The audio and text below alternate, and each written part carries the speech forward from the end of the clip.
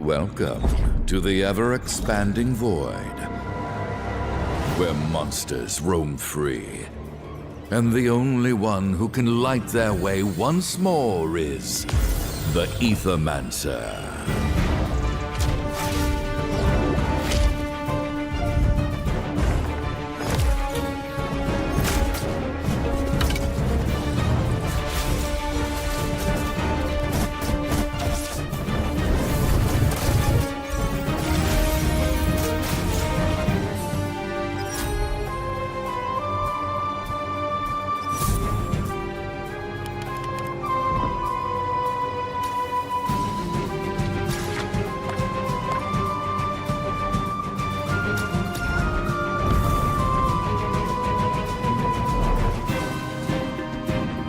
This world is full of monsters, with endless ways to combine their strengths. So, delve into the void. Ignite your monster's true potential. Become the Aethermancer.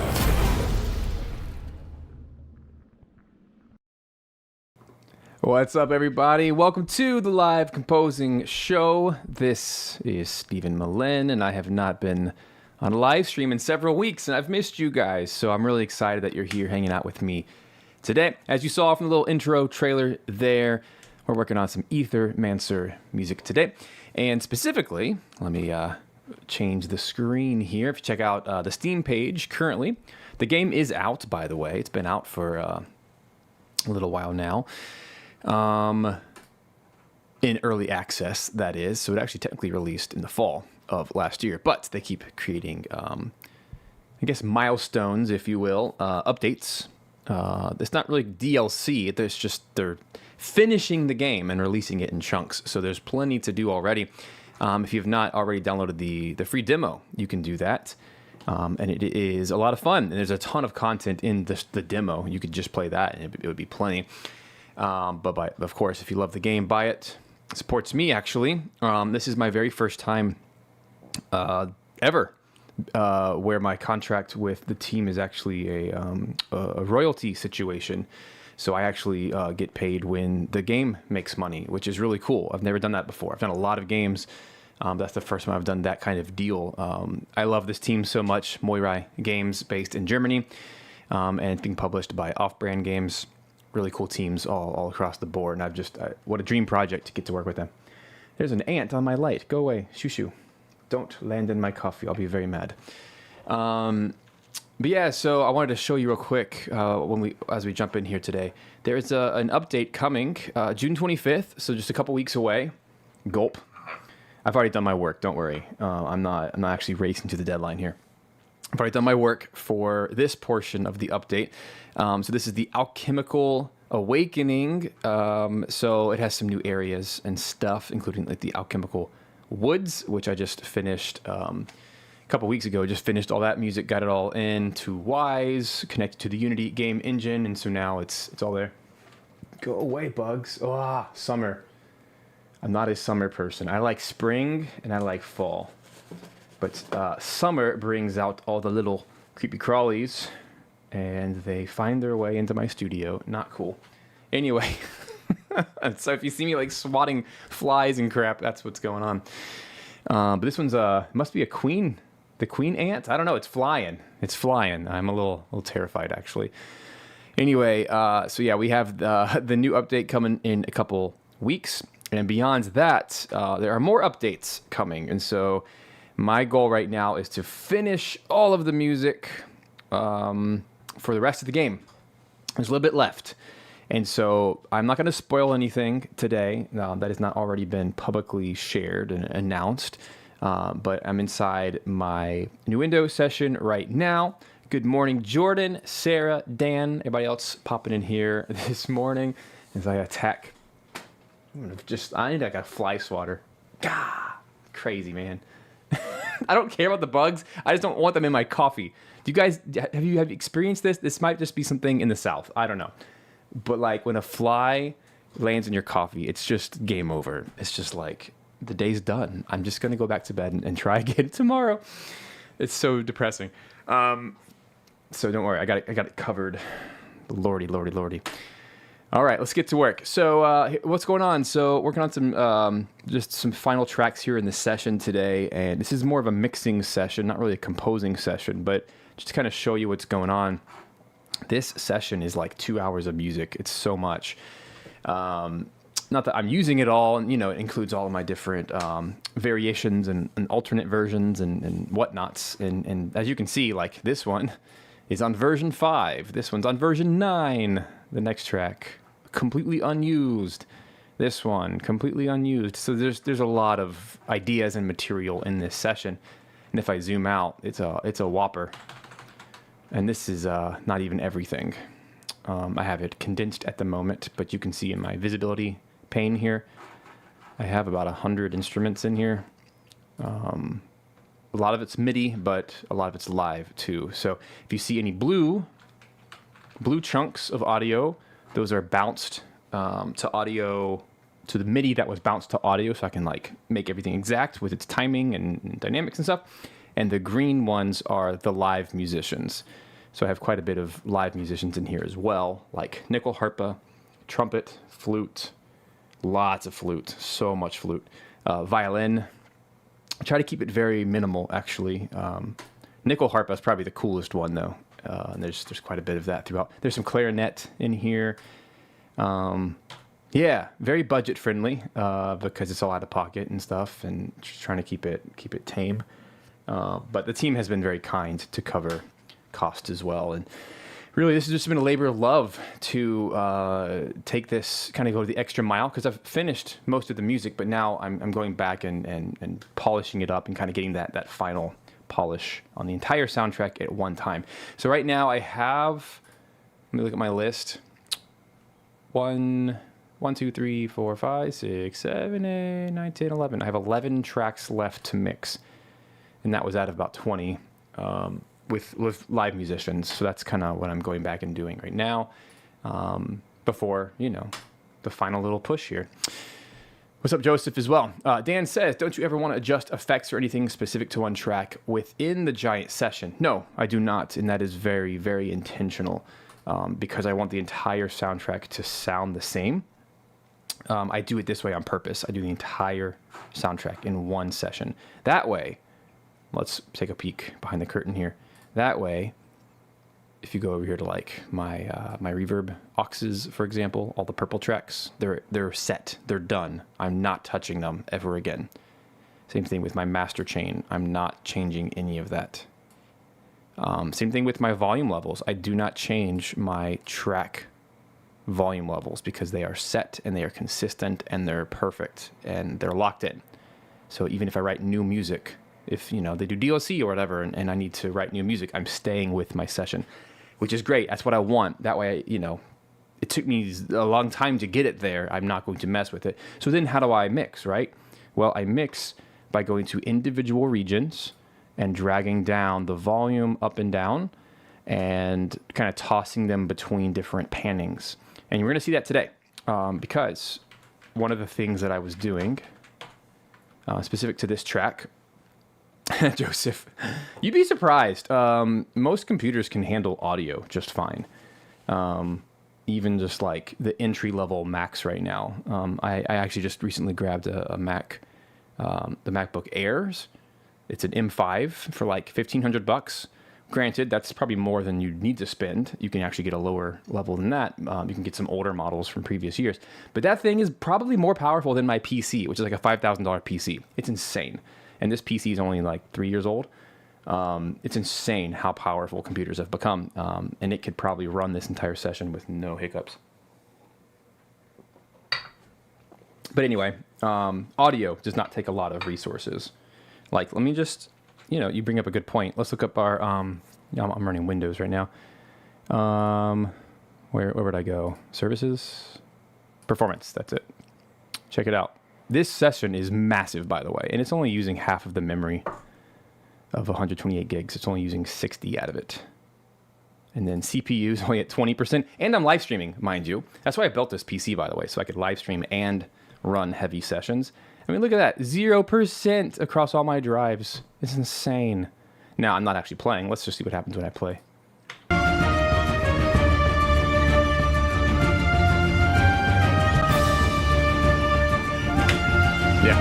like no change, just kind of stays at 20%. And my smaller projects are like 10%. Memory is like a third of that because I have like 100 VSTs loaded right now. But I'm also really smart with my resource management by using auxes, because you see all these orange. Every single orange that you see is a send to one of my aux tracks. If I had done an individual reverb on every single one of those, that'd be stupid mixing, but also just kill my resources. Even with good resources, you can waste them all doing stupid things like using individual reverbs. Not smart. You see how few plugins I'm using, because that's just good resource management. And it'll keep your soundtrack sounding cohesive. So anyway, yeah, there you go. Keep the questions coming as you wish. I've been doing this for a while now, so it's just kind of second nature, but I also realize this is not that typical. I also want to show you real quick, just while we're talking about mixing stuff. You'll see on my master stereo out here.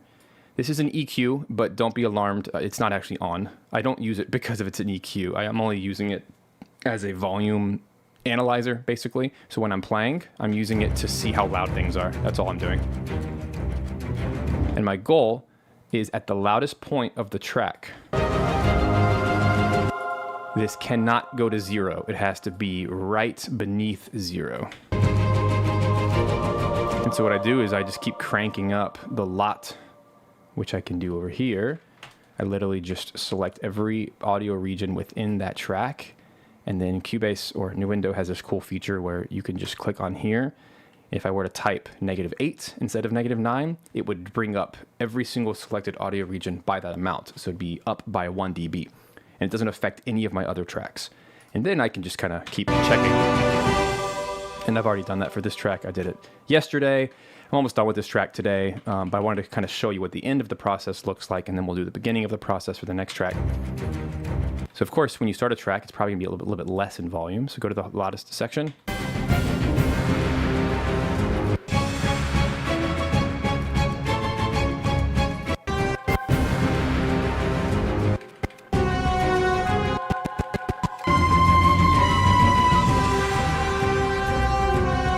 But you see it's a nice, healthy level. And I could always try increasing it, but I noticed that it peaked at 0.5, so it was too loud. And I do that at the top of my change to make sure that the volume, overall volume of the track is never going above 0, because then it would be peaking, it'd be in the red. And then the second thing I do is I throw this amazing console in plugin. I've been using this for like a year or two now. I'm not even sure what it does outside. It's basically an EQ. It creates an analog warmth to the sound. So if I'm ever doing orchestral music, I use this. It has this stereo analog button.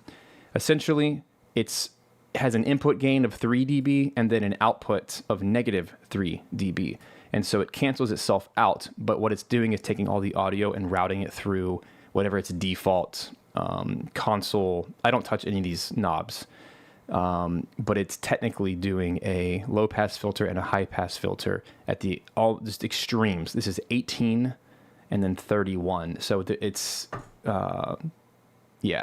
31 is the low end. 18K is the high end, if you read that right there. It's hertz. This one's kilohertz. So basically, it's just the most extreme, ends of the audio spectrum. So it's basically doing nothing. But the whole point is it's throwing all the audio in and then spitting it back out, kind of like what an analog compressor would do. That's off, but it's still the audio is running through it. It imitates that, and it just creates a warmer sound. And it has enhanced every project I've ever used it on. So I just keep that as a standard on the soundtrack master. And then at the very end, there's a limiter set to -0.3, just in case some of the audio escapes through that original, volume check. If if it wasn't, super accurate, it'll always catch that and make sure it never ever peaks. And that way, I don't have to worry about LUFS. I don't have to worry about loudness and all that junk. It doesn't mean mastering wouldn't help it. It's just I'm kind of mastering it as I go that way, just by using my ears, to be honest, and making sure everything feels good. So that's what's going on. What's up, Bailey? And yeah, for those of you inside Video Game Music Alliance, shameless plug. Got my mug today. I recommend you guys check out the video that just posted yesterday by Jake Lives. I sent a lot of announcements yesterday, so you may have missed it. Just go check it out. It's free for you guys. For everybody else that wants to check it out, you can go to the videogamemusicalliance.com website, and you can check out the video a la carte without being a member. You can always do that for any of our videos. But there's a training video there that Jake Lives put up about mixing with headphones and what are some of the challenges and what are some of the ways of overcoming that when you don't have nice studio monitors and treatment and that kind of stuff. So I think that's super, super helpful. And it just reminded me of the things I'm already doing with spectral analysis and, changing your EQ as you need to on your master. So that's already baked in, basically. So this is, my version of basically the same thing. But hopefully this is just, validation that this is a well-known, I don't want to say trick, but tools of the trade, something that you should be doing. And then Jordan says, I love that EQ curve you taught. Do you apply the same 30 EQ curve to the whole soundtrack? Yeah. I want to be clear. This is not on at all. I don't use this at all on this soundtrack. So just ignore the shape. It doesn't matter. It's off. See, it's on 0 and 0. I'm literally only using this for... I could just use a volume analyzer plugin, but I'm lazy and it was already there. So I'm literally, every time, I'm just watching it to make sure it doesn't peak. So before I export a track, I listen to the whole thing and make sure it doesn't peak at any point. And then I try to get it as close to 0 as possible. So typically like negative 0.1 would be the ideal, or negative 0.1 would kind of be the ideal range to be in. Anyway, hey, thanks so much, Mr. Bailey. I appreciate that. Yeah, we're filming at 60, baby, 60 FPS. Anyway, let's get to work. And by the way, I have a violinist right now, like literally right now, recording the last 2 tracks. So I should receive that in the next 20 minutes. And if all goes according to plan, I can actually mix it in. And that's through Musiversal. They fast over there. Man, they send the files as soon as they record them, which is that's like literally the job. You book a 30-minute session, and then they have a 15-minute break to send you the session, all of their files, and then they do the next one. So that's what they do all day. Brilliant. I wish I thought of the concept. I'd be raking in the monies. Anyway, I'm just talking too much. Clearly, I miss you guys. The balance between... Oh, good. Thank you, Dan. Thank you. The balance between my voice and the music is good now. That's good, because I'm still tweaking. One of my kids came in here and played with all my mixer knobs, and I'm still trying to fix it. It says I'm in red, so if I'm peaking, I'm sorry. Oh, I was going to answer a question. Dan had a great question earlier. I just want to show you something. So when I'm re-recording, recording musicians, it's called sweetening. It's when you either record an instrument of an instrument group to layer on top of the VSTs to give it more presence and emotion and musicality. Or you're just, literally replacing a track with a soloist. So in like all the case of all of my flutes, every flute in the entire soundtrack has been replaced by a live flute player. Same thing with the nyckelharpa and the violin. But in the case of trumpet, I don't have access yet, I guess, to a horn player, nor do I really want to be totally honest. So I just recorded a trumpet player that I've used before, and I had him double all of the French horn parts and all of the trumpet parts. So sounds cool, right? But it presents a problem because you don't want everything to sound like trumpet. So what I've done is I've taken all of the French horn doublings like this, which is clearly a trumpet. But I wanted those articulations and all those really cool things that are going on in the track. So what I did is I put all of those tracks on a left-panned track that is pretty turned down, and it has its own mix that's different than the trumpet mix. And then if you mix that with the French horns, this is what it sounds like.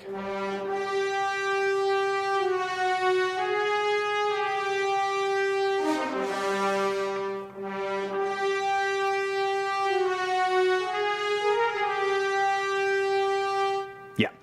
And then compare that to if I do the trumpets on the right side.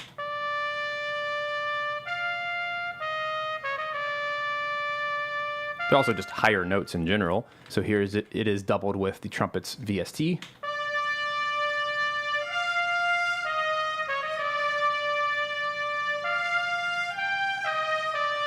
It works,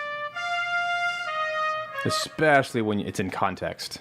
Like you cannot hear it at all. But that's the point. It's supposed to be a slightly more forward solo layer that's now blended in with the fake ensemble to help give a little bit more articulation, especially for all of like the short notes and just the changes, the slurs, that kind of stuff.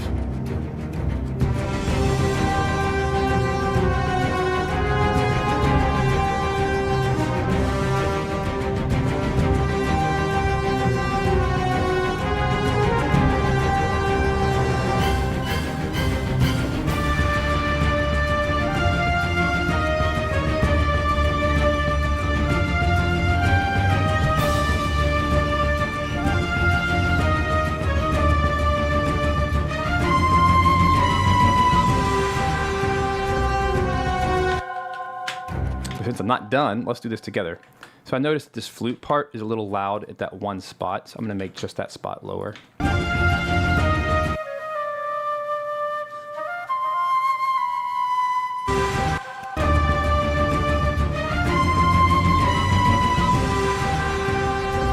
And you won't always see it, but I'm going to open up my my volume.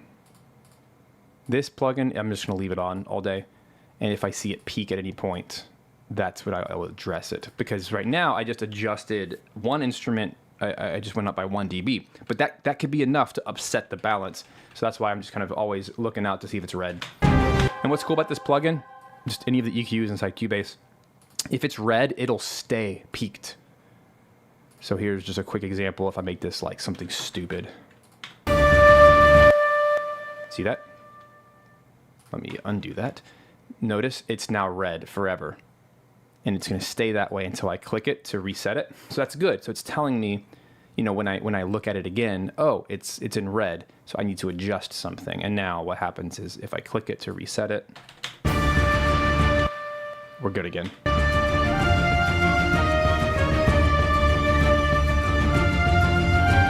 It's a very manual way of doing this, but I just don't trust plugins that do it for me. I'm at the point now where I want that control to make sure that nothing's getting compressed. Nothing's, you know, because what happens is if you take your whole track and you increase it by too much volume and the plugin, you know, fixes it for you, it's going to just compress the stew out of it. And this very soundtrack, my previous mixes were compressed by doing that. I did not check every single track to make sure. And so there were a few in there that got compressed that way. So I'm trying to be just extra careful this time around with these final mixes, version 2, that they're, you know, actually the final ones. I don't want to do this again.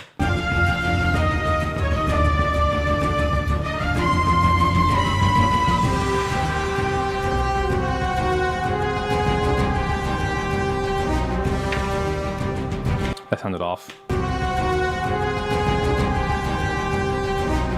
Yeah, it's early. So here's another trick that I do.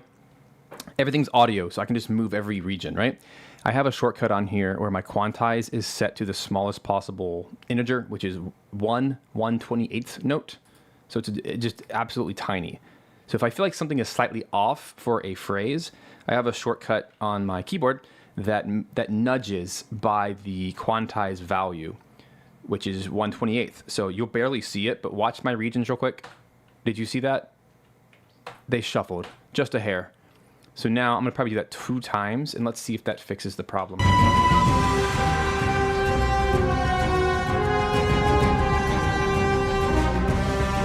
Not quite. Let me exaggerate. Oh, I see what's going on. I accidentally did not select one of the regions. That's why. See, now it's fixed.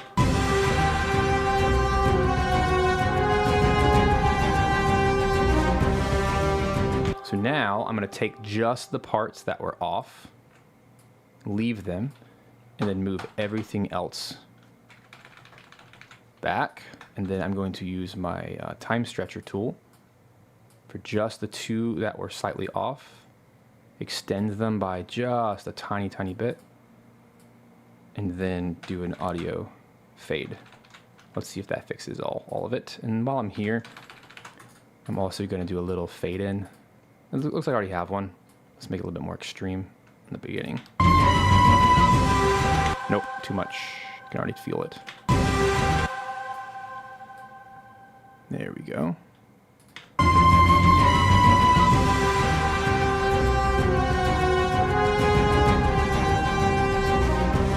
There it is.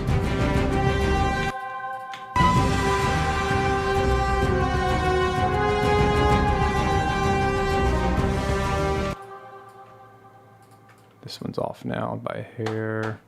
Same thing. I don't even want to stretch anything. I'm just going to do a crossfade. There it is.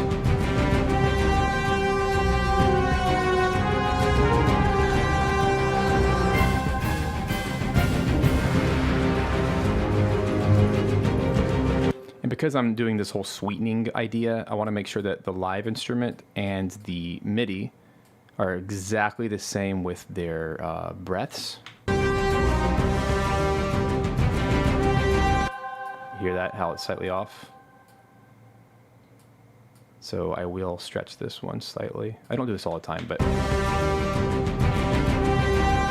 I think it matters sometimes. There's not a hard rule. Just doing what my ears need.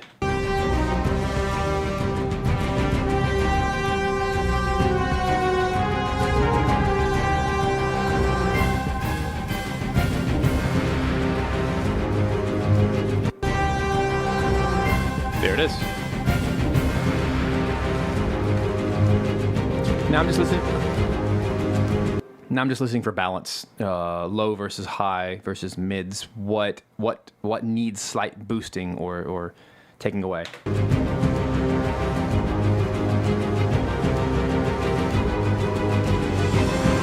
By the way, notice that right now my plugin says -0.7. That's pretty perfect.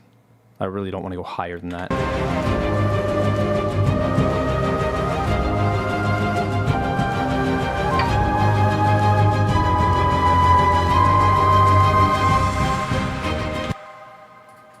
The flute got too loud. So I'm going to do tiny crossfades between each of those.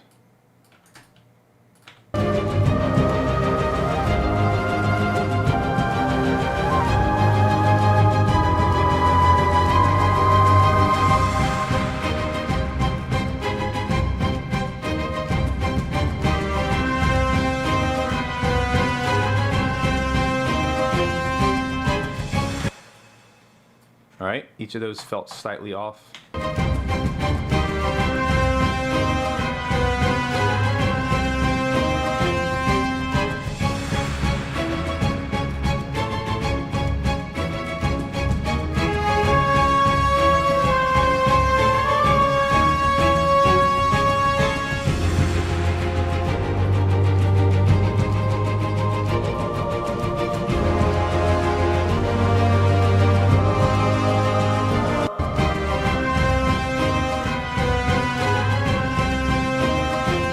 Oh, check it out. I'm now at 0.2, so somewhere in there it peaked. So I need to go back and find it.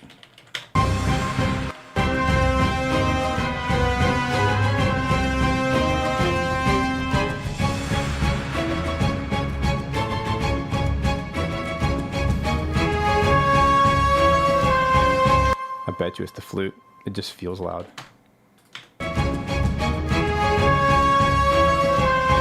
Yeah, that was it.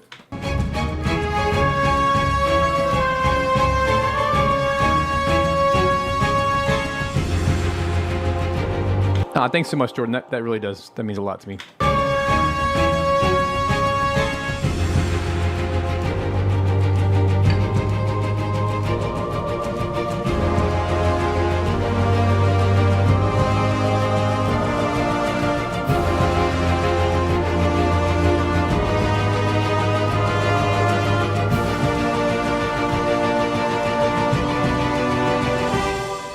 Check it out. Look at the very end where it got the loudest. -0.2. That is like textbook.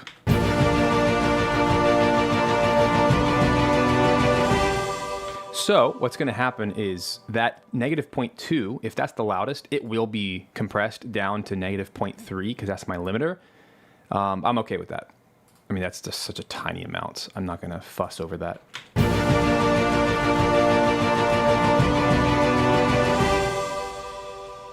There it is. So I keep my reverb tail, and I want to make sure that this has a nice fade out.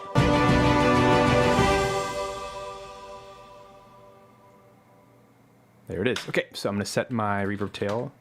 Oops, I did the wrong numbers. 766 in the session, and where's my start point? 713. Feels good to me. And we got to move on. So, good question from, I wish I could say your name. Let's just say Negs, Negs Rec. Yeah, okay, yeah, Jordan, gotcha. It's the same software. It's just a more advanced version with more, mostly organizational features. It has a lot of game audio specific integration tools. It comes with a whole lot more as far as like external plugins and sounds and sound effects and all kinds of stuff. So look into it. My favorite features though have to do with the organization and with the actual, mainly this screen right here. The mixing is a lot more robust. You have more menus like this, like snapshots. You have different visibility options. You have different configurations and things that you can see and organize. And to me, it's just a no-brainer.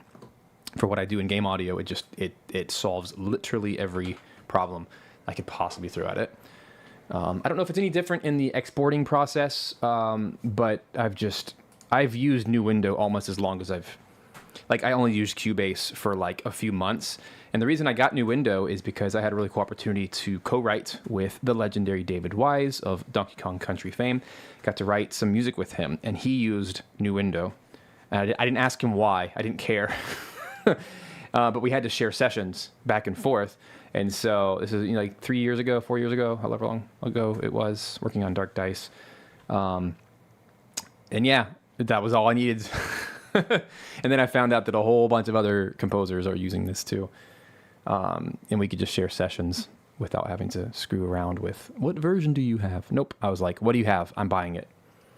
The end of story. And that's that. Sometimes that's all you need. The person you're working with uses it, therefore that's a good enough reason. But yeah, it's pretty awesome. It's by far my favorite DAW. Like, hands down, no competition whatsoever. I could give you 20 reasons why I like it better than everything else. That's just me. Not just me, actually. A lot of composers will agree. But if you're not using this, you should probably be using Logic or Pro Tools or Reaper. Those are kind of the ones to watch out for. Or Ableton Live if you want to do vertical sequencing. Maybe Digital Performer if you're like really into film. Then Digital Performer makes a lot of sense because everything is separated into cues, which is pretty cool. But it kind of wars with my workflow. I like to do everything in one session, the entire soundtrack. So it makes a whole lot of sense for me to write in this way. Okay, let me stop talking and make some music, yeah? So first thing I need to export this 2 times. The first one is going to be what's called the first time. That's what I call it. And I always make markers of my track names so I can do this. I click the track and I copy and I paste it, and now we're done. And then when I go to my window here for exporting, I just paste it. It's so easy. But I'm going to do first time. And I already have my preset set to 48K, 24 bits, even though I wrote the track in 96K, 32-bit float for extra headroom. And that's about it. I'm just pop it on the desktop. Let's listen to it.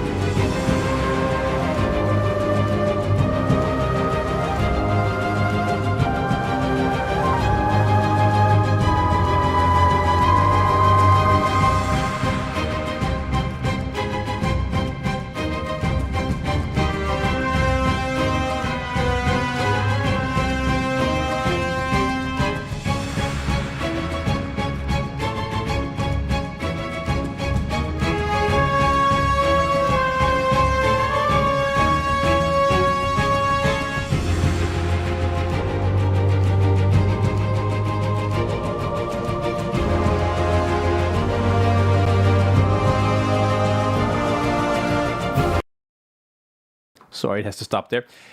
Next up, let's do the second time. I don't want to waste anybody's time here. So the second time is a little bit trickier because in this specific track, because I'm a cray-cray person who writes weird music, the loop actually starts on beat 4. Yum bum bum ba da dum. So 1, 2, 3, 4, 5, 6. Is it 6 or 4? Yeah, it's 4. It's 4. So like. So I have to only capture beat 4 as the starting point. So that's why I made a marker for that. So over here, you can see where I'm typing down here. I love Cubase. It's just like the stuff that you can do like this. I just click down here and type in the measure number and the beat that I want. So I'm going to type in 716.4, enter. And it puts my looper bar dead on what I need to export. It's amazing. And then I'm going to right click, go to my X tool, my mute tool, and just mute all the regions that don't need to be on. That's it. But here's my question. Let me think this through. Yadam. I don't know if I want the percussion. Let's test it by going to my loop here. And I'm just gonna type in 765.1.1.0. And let's see what it sounds like. Oh, duh. I have to type in 0.4, don't I? 264.4. Is that how this works? Am I thinking correctly? No, beat 3. Bah! Come on, brain. Do better. I know it's early, but you got this. There we go. Oh, because it's in 6. Did I switch to 6? I did switch to 6/4 time. That's why now this is making sense. Okay.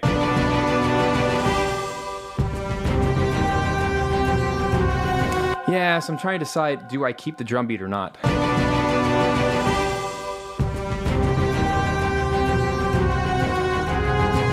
I'm going to take it off first and see if I like it.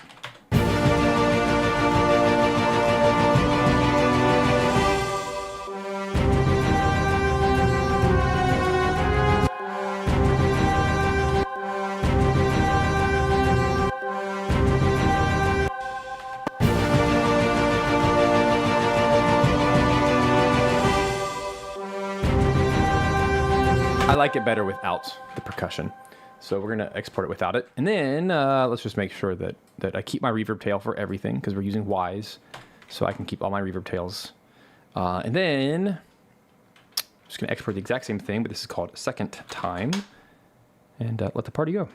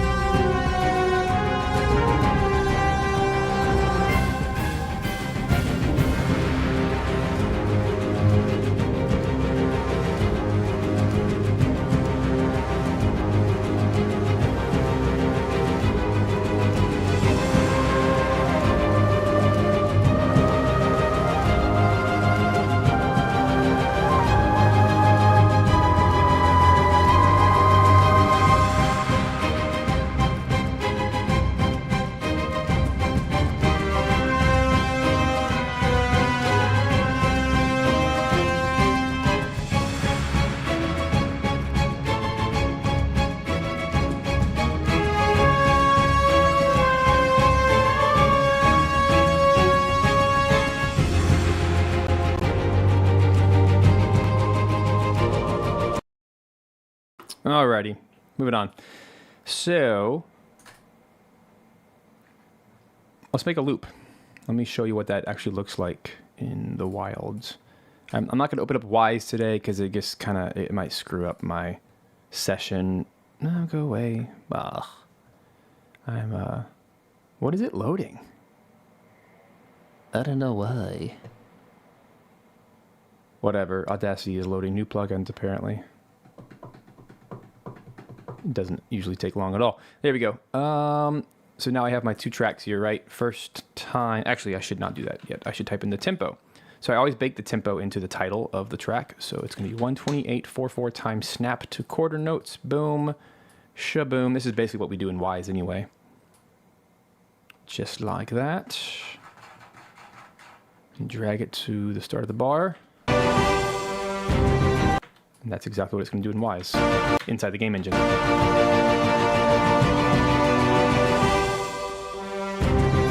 Ooh, yucky. Did you hear that? I have to edit it. Somehow I forgot to fade in. It's okay. Easy fix. Easy fix. Watch. Learn from my mistakes. You hear that little tiny hiccup? I mean, it is like micro, but it still exists, and it will exist in everything. Let's do a little fade in. That's it. There's a tiny pop from my audio file. I'll show it to you. I don't care to fix it. It's right there. See it? Right there. Itty bitty, the blue part. I forgot to cut it off. It's right there. Ugh. But it is what it is. It's fine. You can save it right here.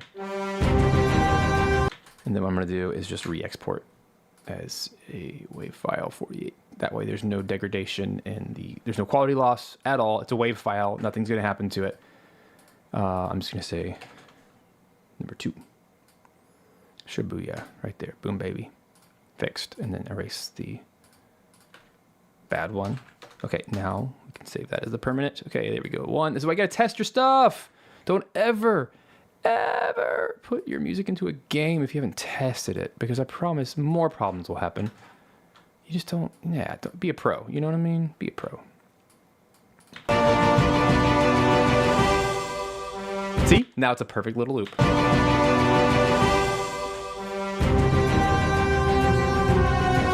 It would also be wise to test the second time as a loop, because that is the part that will loop infinitely inside Wise. Find the spot. It's going to be there, I think. And this is just snapping by beat. I'm 1 beat early.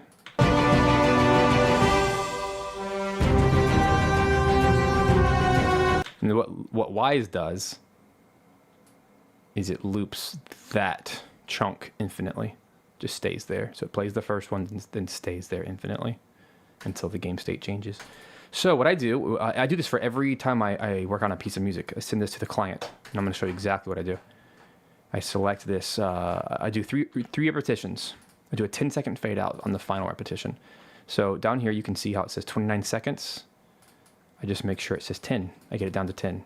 It says 17, 13, 10, and change. One more beat, maybe? There we go.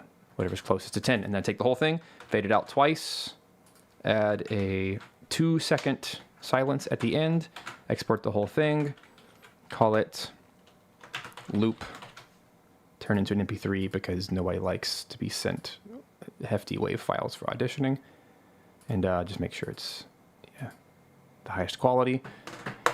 I send everything through Discord, and Discord has a 10 megabyte limit, and this is just under 10. It's 9.3, but just in case it was over 10, then I would, when I do my export, like for longer tracks, I would, down here for the quality, instead of 320 kilobytes per second, I would do 220. It's slightly less, but nobody cares because it's the audition track. And then literally I take that MP3 and drag it into my chats with the game devs, and they review it, give it a thumbs up if it's good. Especially right now, because all these tracks have been approved and everything, and they're already in the game. But I'm making these new versions that have better mixing and live instruments in them, and they're just infinitely better. And it's just nice.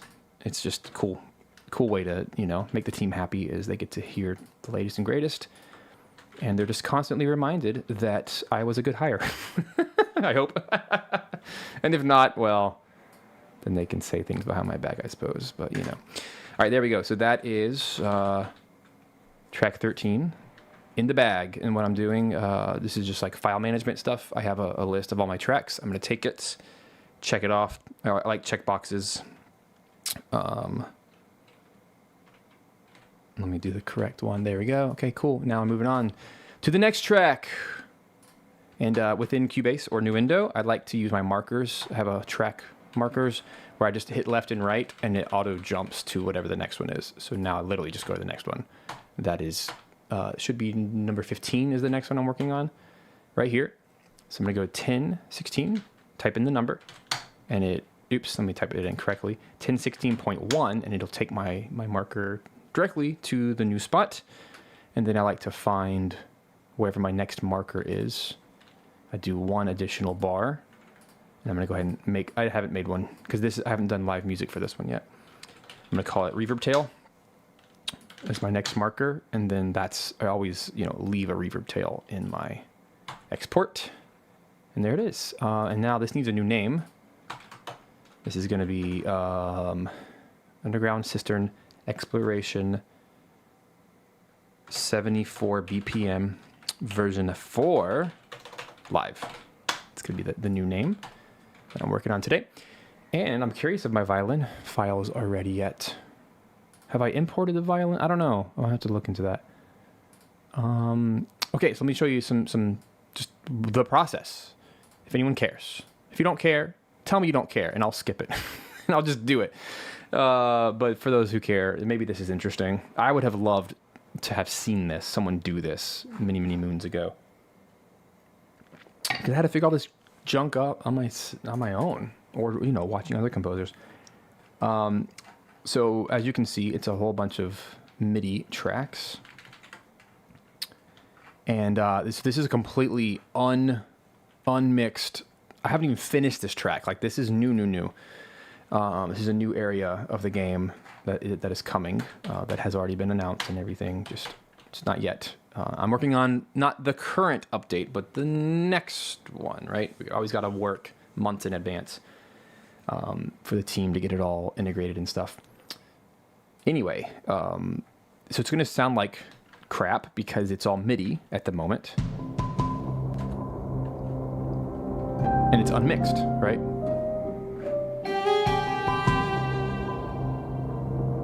So I've not mixed this at all. So the process today is to go instrument by instrument. It's not actually that crazy. And I'm just gonna make sure that when I click on something, I can quickly solo it and there's like an appropriate volume level coming out. It doesn't take long. I'm just making sure nothing is like freakishly loud or inappropriate or like the wrong sound. Just doing a quick little audition. Choir is a little quiet, and it's because of this right here. See, my main volume knob was too low. And that happens when you're working on a million tracks. Sometimes you hit your automation in some weird way from the last track, it carries over. That's better.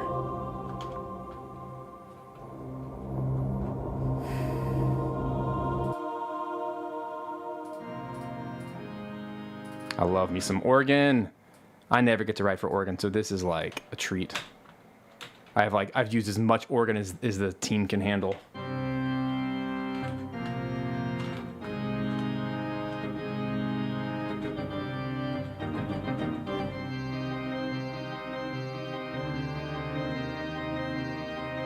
I bet you I was playing Hollow Knight when I wrote this. There's no way I wasn't. This was an early track. It's nice to finally bring it to life.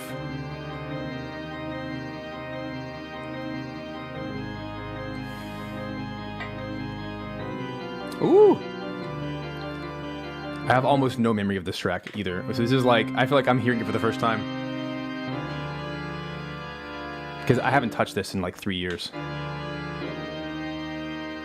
Wow. Ooh. I like that. Ooh. Got some Beethoven up in here. Nice. What else we have? This is the live violin that just came in. Cool.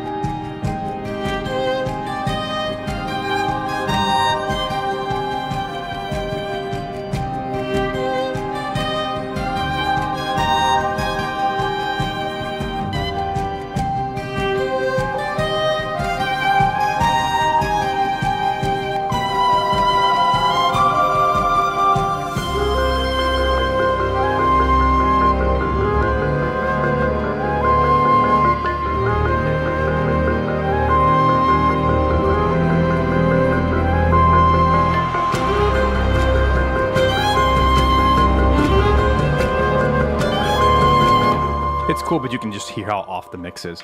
Let's check on the horns. Ooh, those are quiet.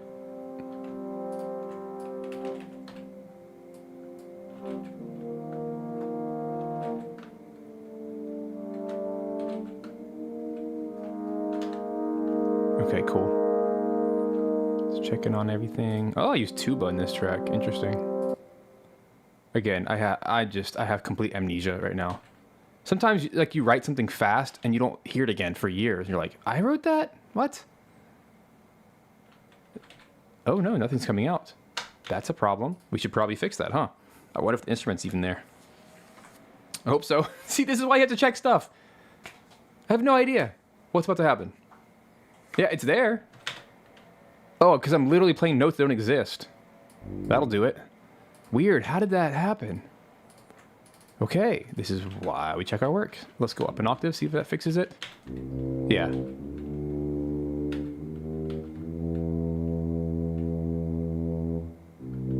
I don't like the vibrato on those, so I think that's...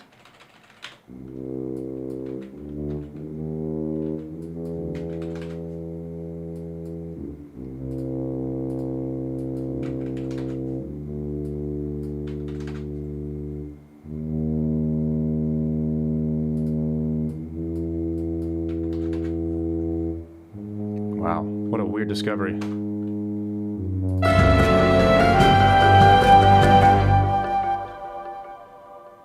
Cool. Oh, got some pits in here.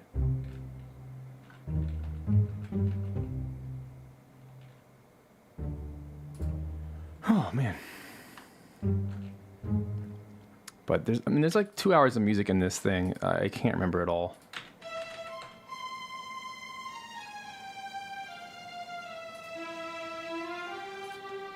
Seems really quiet. Let's crank that up.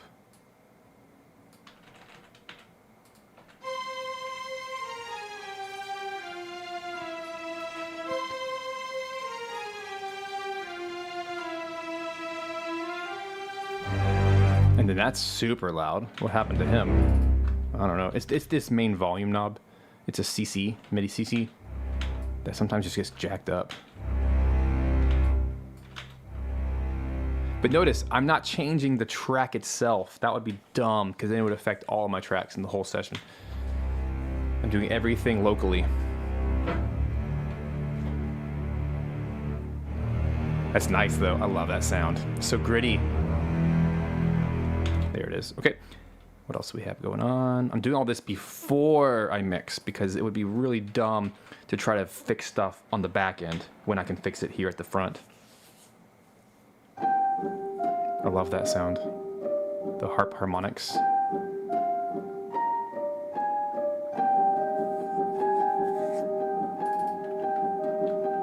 I don't like this though, because since this time when I wrote this track, a lot of the tracks I've just been using traditional harp, and this is after I recorded and made my own harp library with Samantha Ballard with Simple Samples. Oh yeah, that's so much better. So much prettier. Use the freaking real thing. It is really quiet though.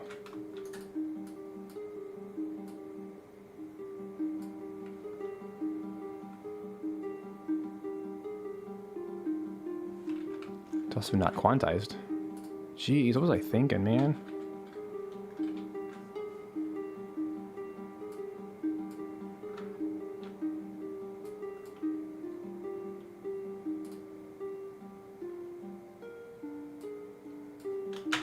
let's take this part and put it back in the harmonics. I might just do both to have both.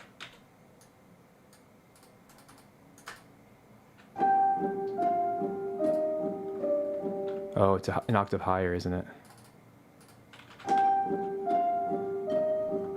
It is.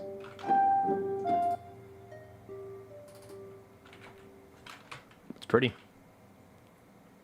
It's just quiet. That's okay. See you, Jordan. I'll play with that and see what I like better. Let's see what it sounds like it together.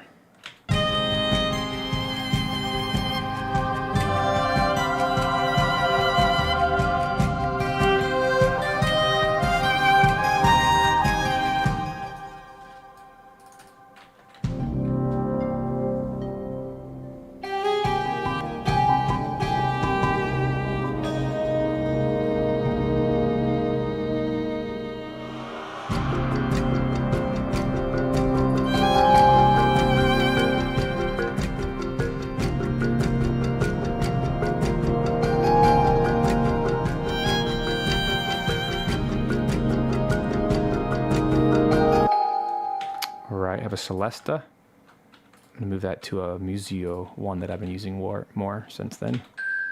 Yeah, that's nice. This is the one using Harry Potter.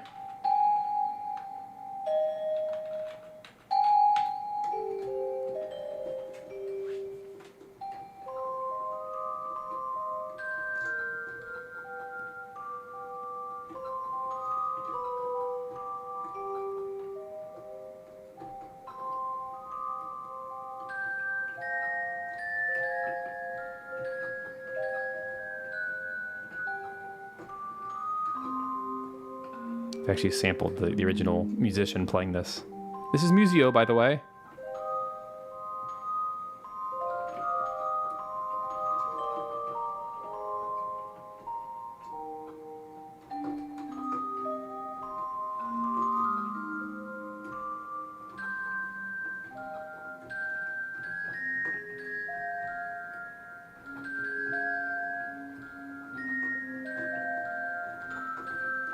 So freaking good. That's Star Wars 2.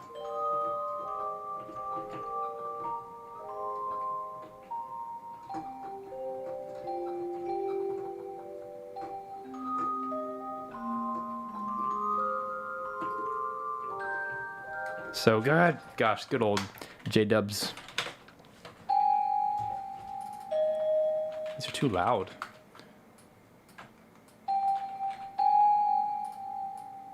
I'm wondering if the higher would sound better.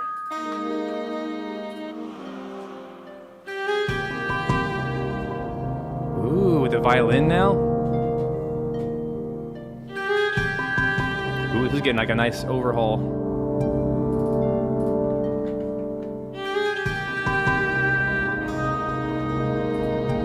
So pretty.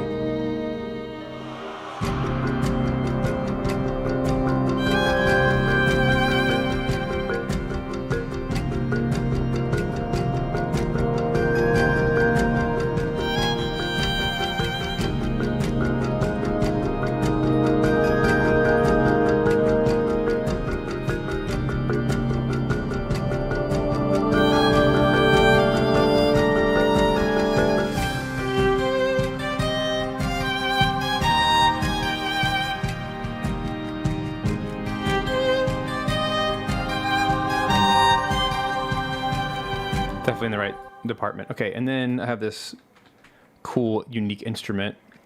It's a bass marimba that I have a huge delay on. No, not a marimba, a marambula, which is a thumb piano. I think, not mistaken. Yeah, see, it's one of these little thumb piano, but it's like 2 octaves lower. It's just a cool, unique sound I use on the soundtrack to kind of make it sound gritty and like tribal. There's a lot of tribal kind of influences in the soundtrack.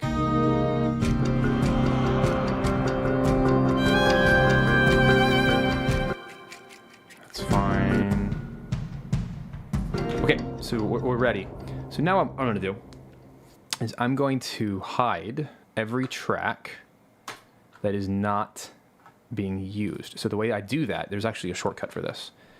I literally just do selected events. So hold on. There's some cool filters in Cubase and New Window. Go to this little button here. This is the filter button. Show tracks with data between the locators. Booyah, baby. Look how cool that was. It just saved me so much time. And then I'm going to select, I'll probably just do these in little chunks so I don't accidentally mess it up. I'm going to select everything and create a cut at the reverb tail there. And that way I just don't have to mess with the next track or screw it up, whatever. So I'm like killing all the data in between the tracks like that. Does that make sense? Hopefully. And then let's do the same thing at the beginning. I'm going to cut everything that starts at bar 1. Just get rid of all that trash right there. That way my tracks are completely separated. And now I have a very clean palette. Okay? And then I'm going to go ahead and hide the harp because I don't want to use it. And then I'm going to just delete any of the regions that actually have nothing in them. Very carefully to make sure I don't accidentally delete something that's useful.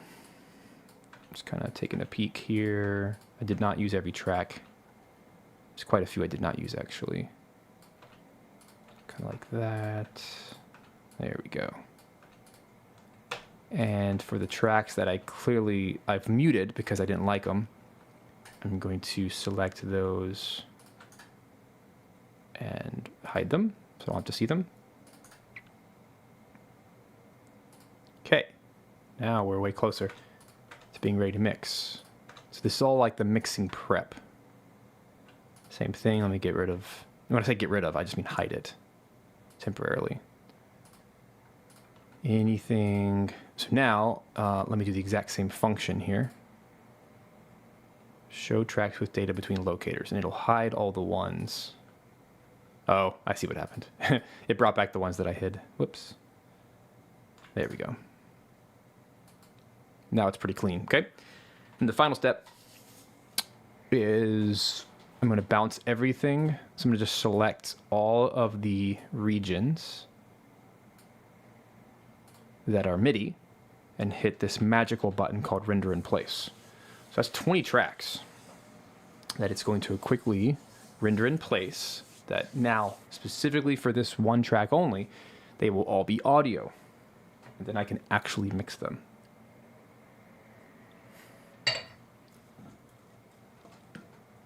So let's take a break. I'll be back when they're done. See you in a sec. Coffee break.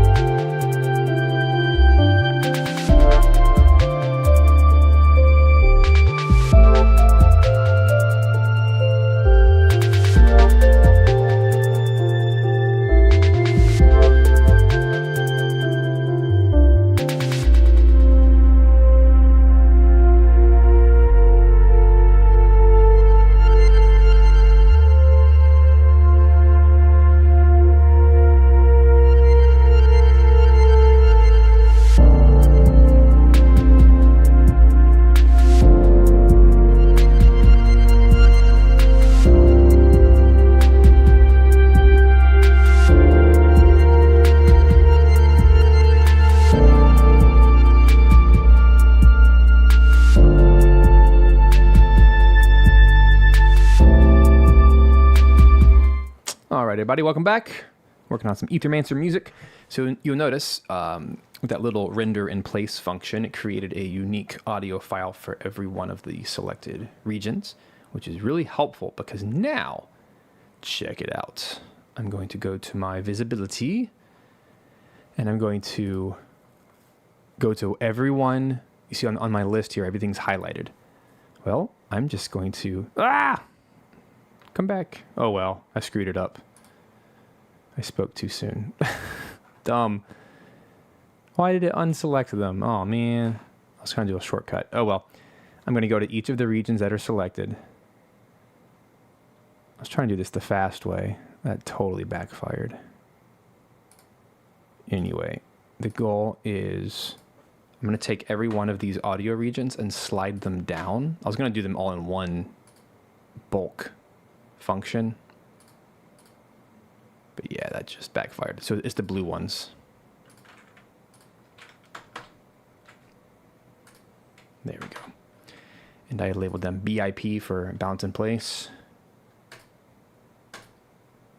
And I distinguished them visually because they're blue. So if they're gray, then I haven't moved it yet. And it just kind of visually shows me. Again, I could have totally done this in bulk if I wasn't so busy explaining it.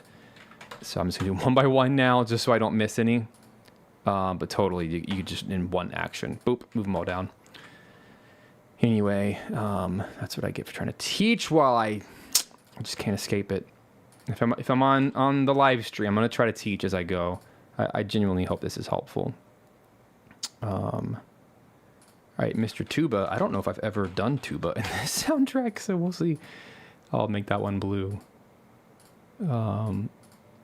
Pits goes here.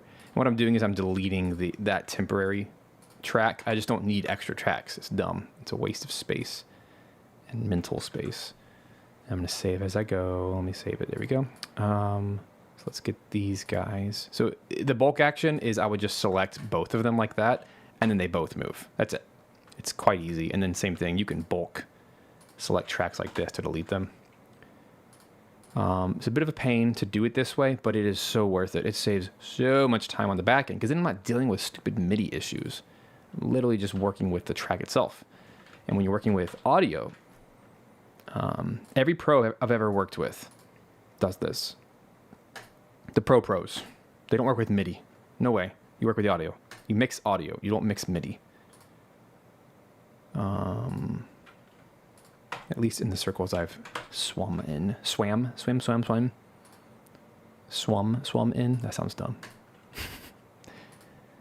There we go. Yeah. Gosh, this is the longest possible way of doing this, but too bad. You're stuck with me today. There we go. I can at least do two of these at the same time. But I just have to be super careful because if I accidentally delete the wrong one, like it's gone for the entire soundtrack. That would not be very smart. This is also why I keep lots of backups. I'll show you. Here's my my session folder. This is only session number 92, but you see how I have a backup for every session and a small description of what I'm doing. Anyway, no peeking. Probably gonna get like a letter for that one. Okay, anyway, well, now you know. Bip. There we go. Ya-da-da-da-da.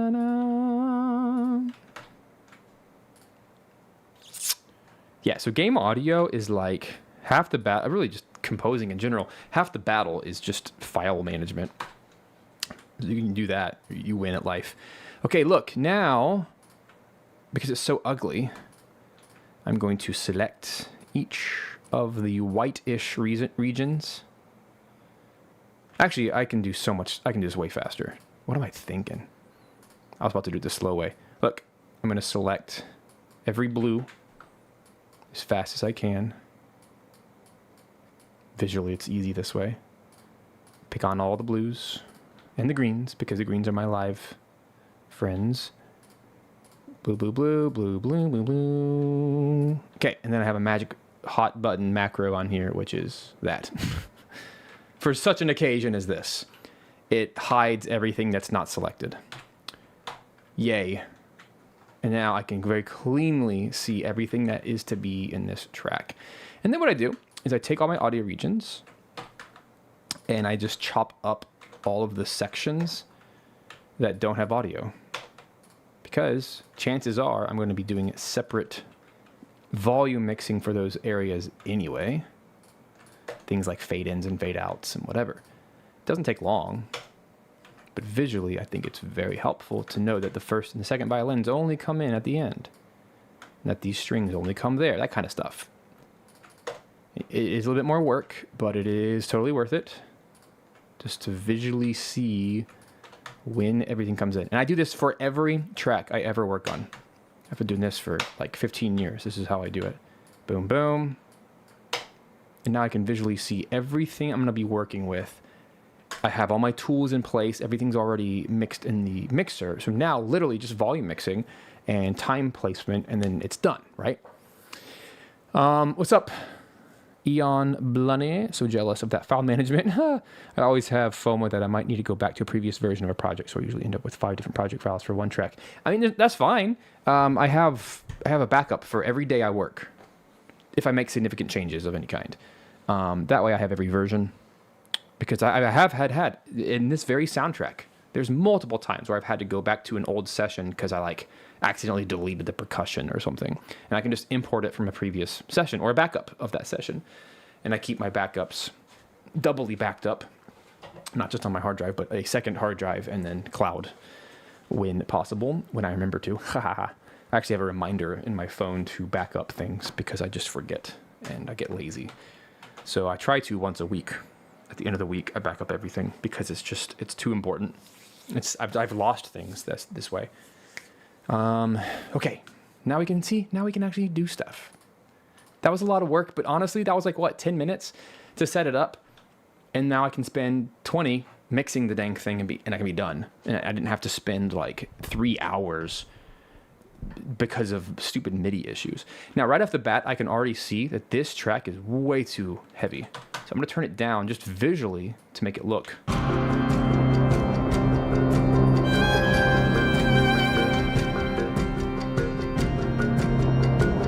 So what do we hear? We hear that the organ's too loud.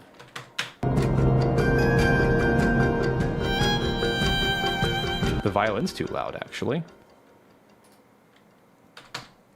And the harp is non-existent. So let's make the harp like +7.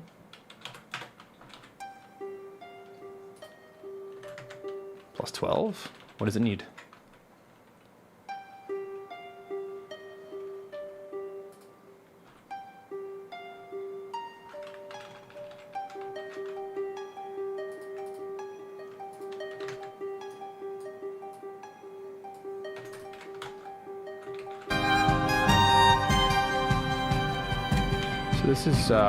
This is where that volume analyzer comes into play.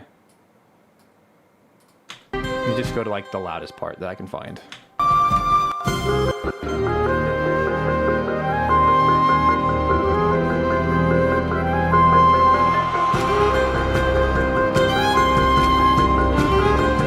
So there are some elements that are already too loud.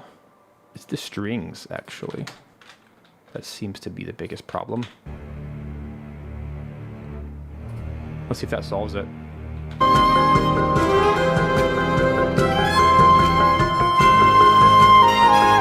Yeah, we're like 4 over. But again, I can also just hear how loud some of the instruments are. Those are easy fixes. Violin is still just smoking. Let's make that like 5. Turning things down is usually the fastest way to solve it.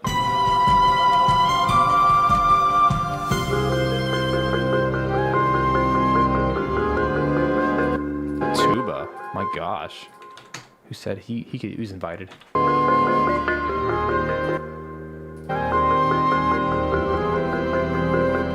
Yep, that's right, Dan.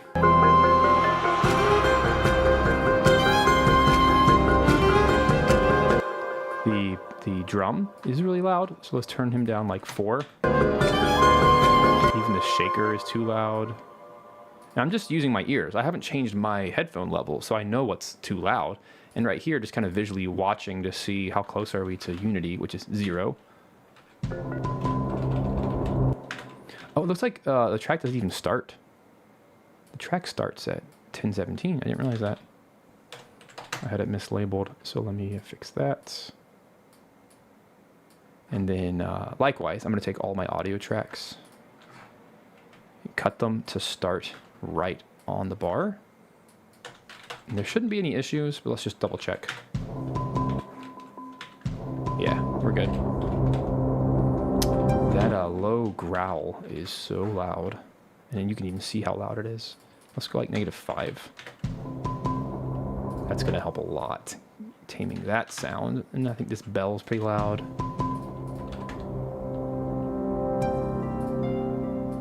Yeah, see? Things are starting to work. Horn's a little bit loud. Celeste is too loud.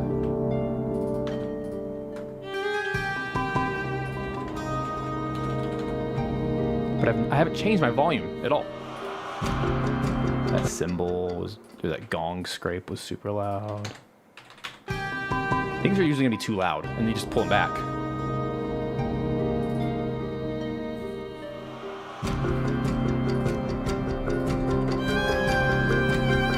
All right, let's solve this violin issue. It was off timing-wise.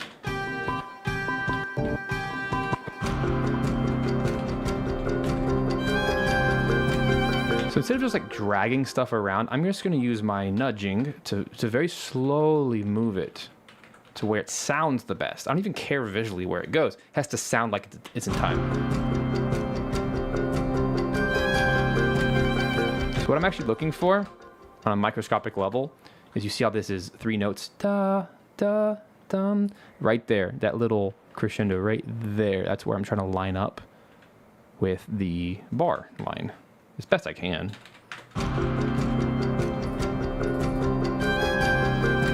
But it actually sounded like it came in too soon, so I'm going to bump it back. What happens, musically, audibly, is what matters more than visual, obviously. Early. So let me just go to each one and make sure they're on time.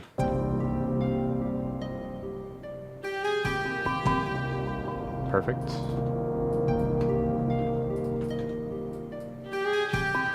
Early.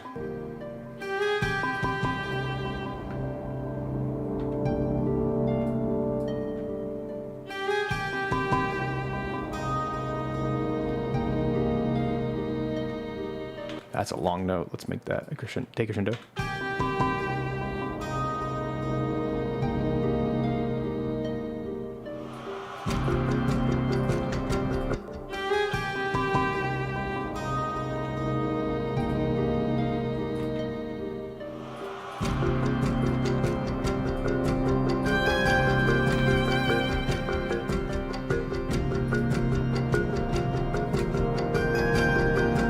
He missed his entrance completely, or I did when I moved it. This is actually 2 different takes. This is take 1, this is take 5, so that's my fault.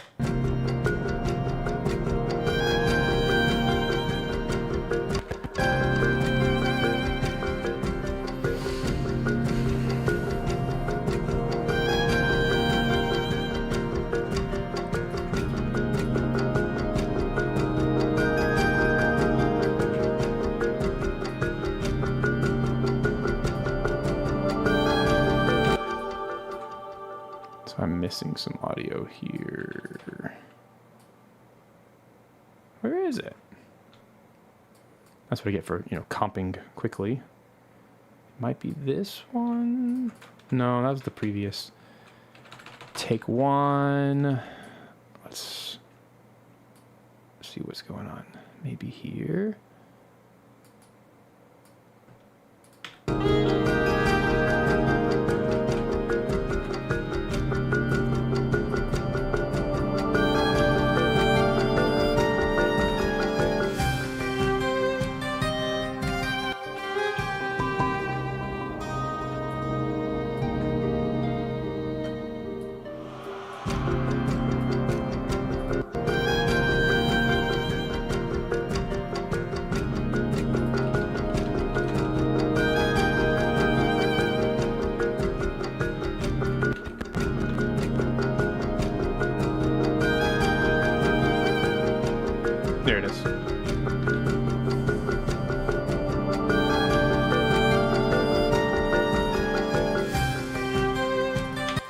quiet.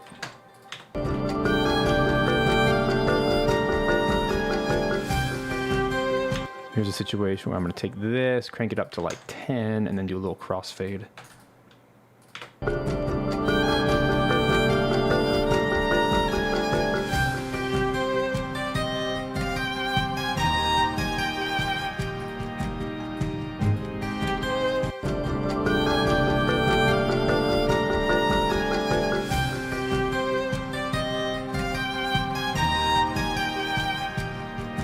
The harp's too quiet.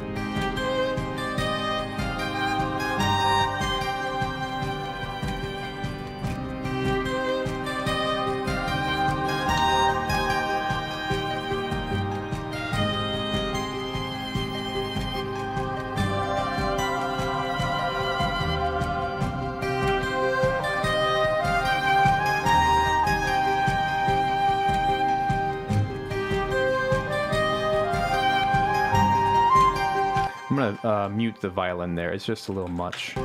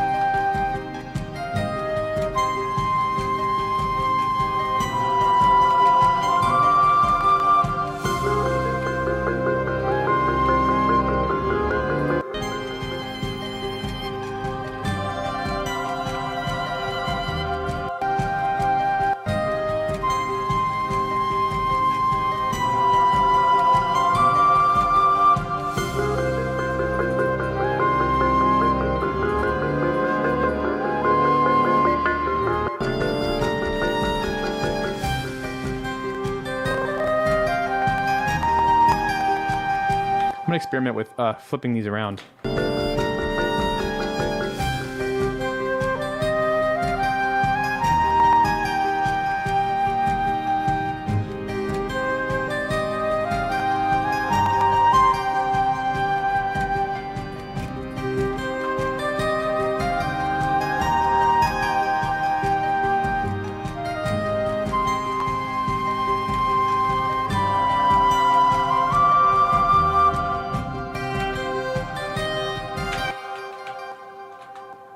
Maybe I can do this. We'll see if I can get away with it.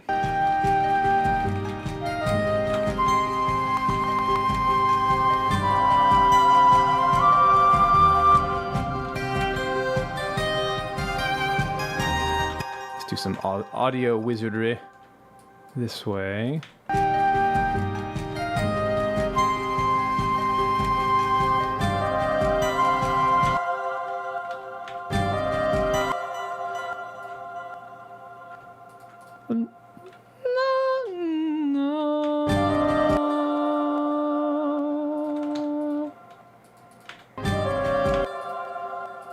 One and a half step, right?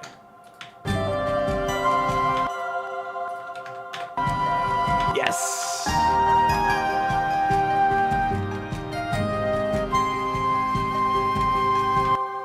Just wrote my own part. Heck yeah.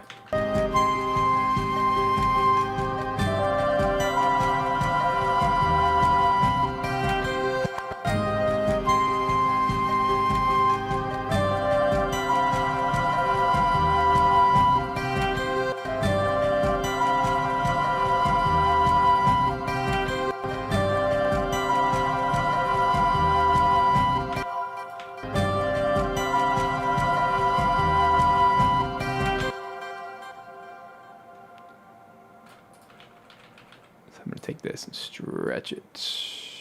Hey, thanks for hanging out, Sarah. There we are. Let's see if we can actually make this convincing. So I made a new part by transposing an old part.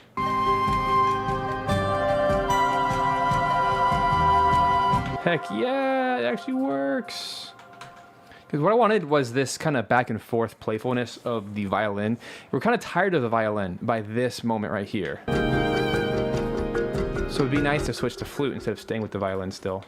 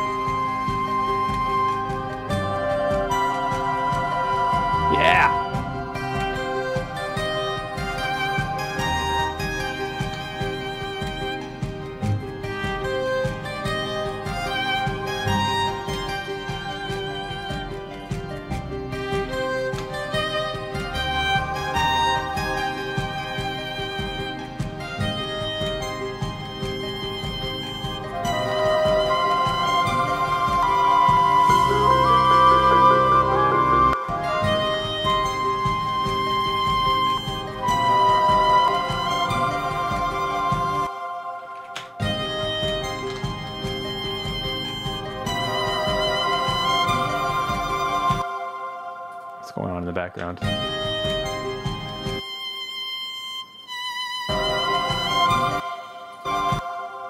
It's like some other flute accidentally playing. Where is it?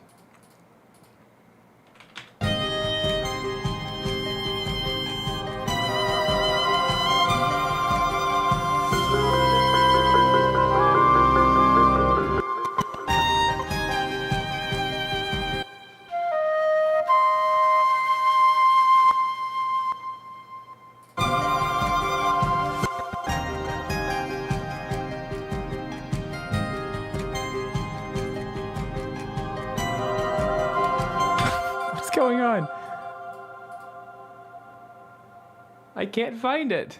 There's like a phantom flute stuck in the ether. Do you hear it?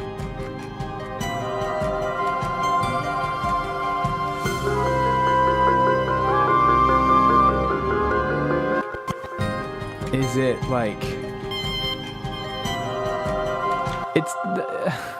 I don't get it. It's just there. It's like stuck in the memory or something. That's so weird.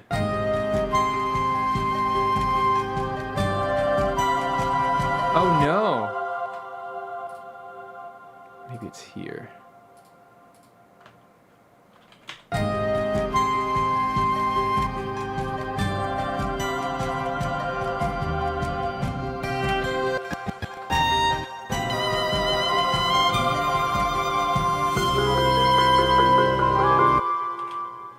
Isn't that weird?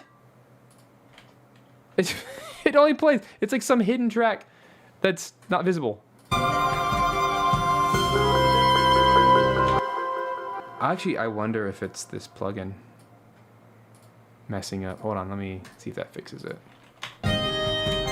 Yep, it was stuck. That's so weird. It was stuck in the replay. I'm not sure if you guys heard it. Maybe I'm just imagining things, but it was there. Yeah, that was so weird. No, there it is again.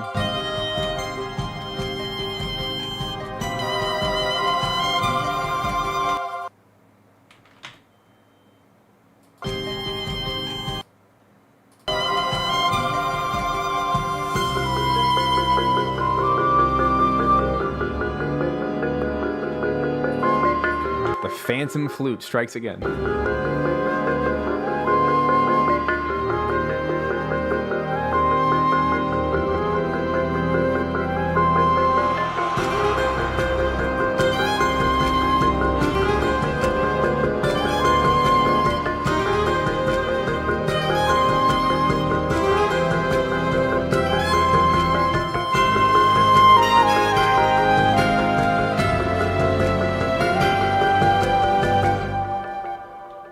Well, aside from that super weird thing, it's sounding good.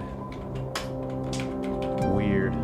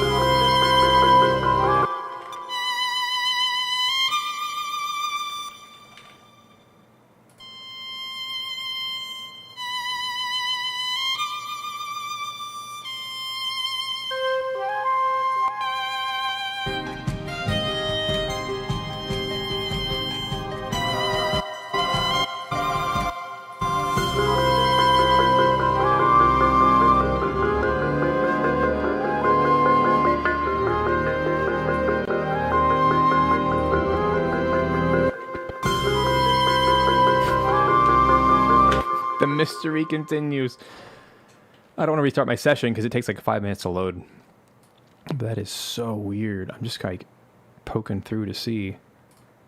Is there... Uh-oh. Undo. There. Is there some hidden track? Weird, weird, weird. Adventures in Audio Land.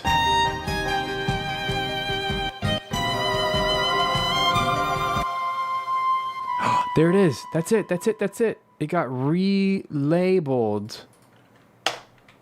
Oh, I'm not crazy. It got thrown into the wrong track. Oh my gosh. That was awful.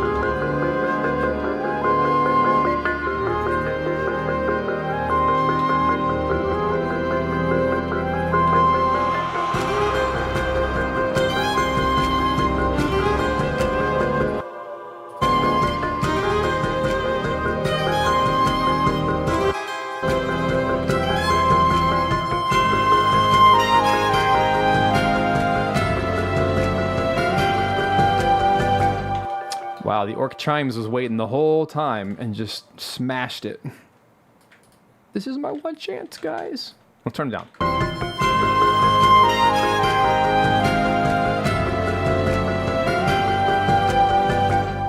So level-wise, we're excellent.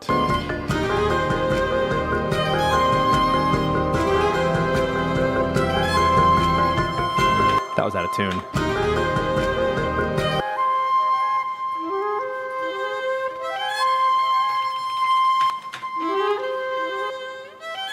Oh. Everything else was so good. Let's find an old one. That's a hard part, too. What's up, Chris?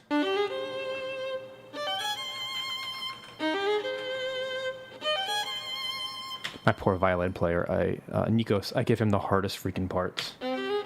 He slays them, but, you know. That's really hard.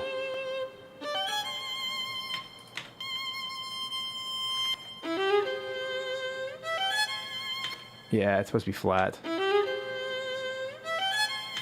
Na, na, na, na. How do I fix this? It's so baked in. Let me audition this one, because this is the one it's supposed to be copied.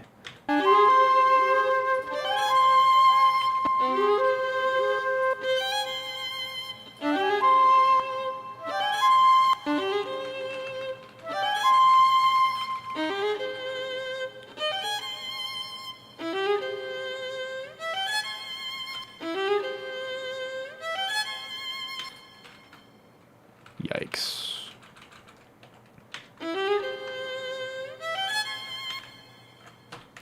Can we do it? I don't know. Might be too messy, but we'll try. I'll try.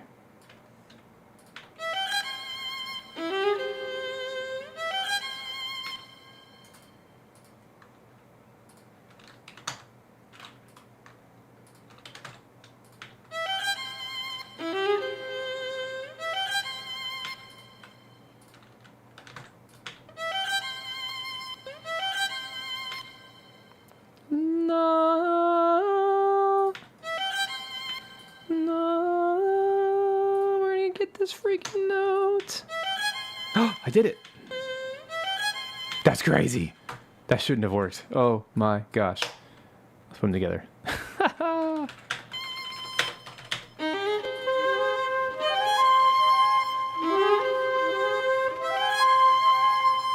Wow, actually worked. It's still slightly flat, but that's my fault. Let's do -20.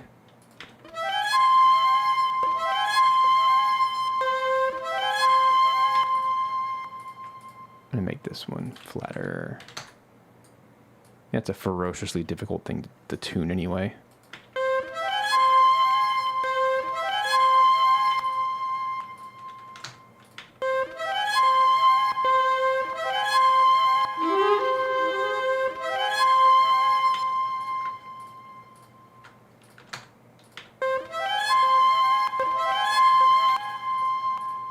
It's gonna bother me if I don't get it right.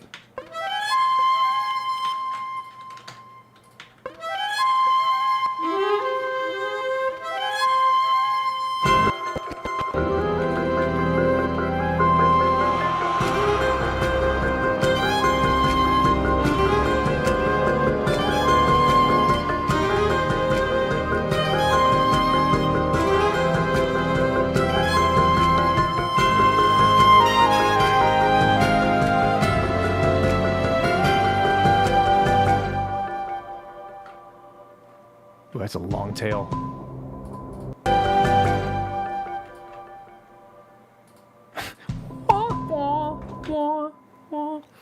This is one of those kind of iconic sounds that I used in Monster Sanctuary that I just fell in love with, because this game is obviously same company, very similar gameplay. I just felt like I should carry that over. It's the super delay high choir. It's very synthetic sounding.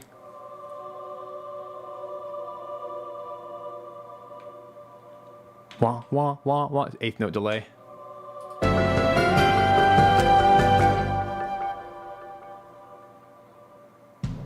Yeah. Let's listen.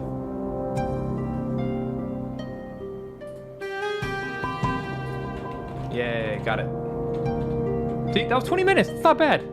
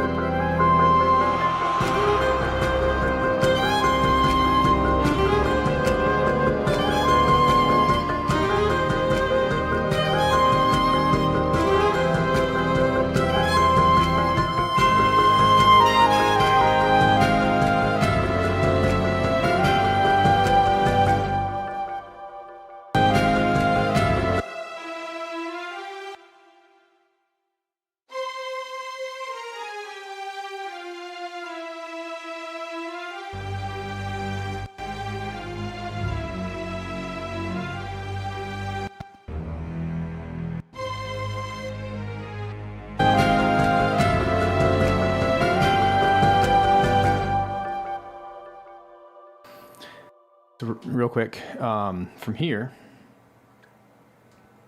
looks like I could afford 0.5 more volume. So right here, select everything, negative 3.5.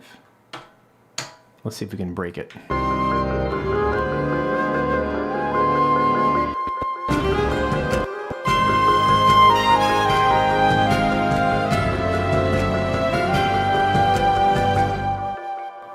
So we got all the way to negative 0.1. That's awesome. So mission accomplished. Sounds good in the room and in my head. Headphones. So that was a very bold choice to flip the script. The dev team might not like it. The last track I did, I tried moving some instruments around, and they're like, "Oh, but we liked the original." So I made some tweaks, and they liked it eventually. I like this better. It's just more interesting, I think, musically, to toss back and forth. And now I feel like things are a little bit more balanced, which was the goal. So from here, this is actually a very straightforward loop. There's no there's actually no first time, second time at all, because there's no intro. So I just need to keep that reverb tail and export, and it's done. So let me copy and paste like that. It's all ready to go, and then we'll listen in a little bit.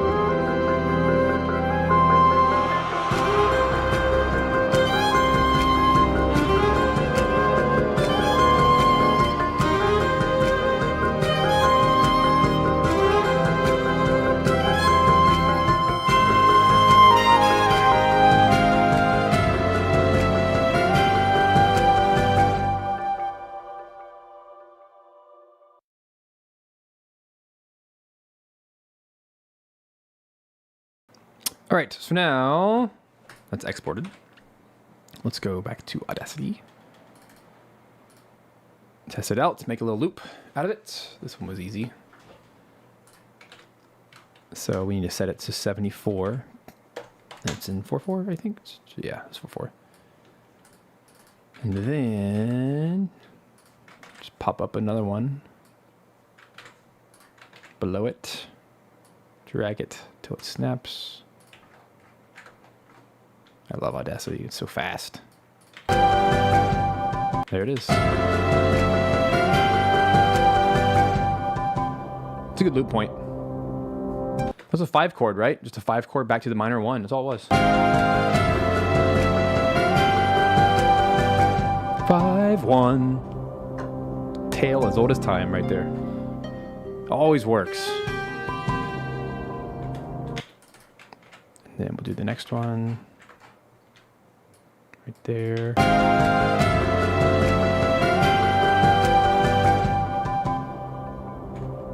Okay, find our little 10-second section. Just gonna be like that much. Almost. One more. Yeah, that's too much. So let's do that. Boom, boom. Fade, fade. Let's do our little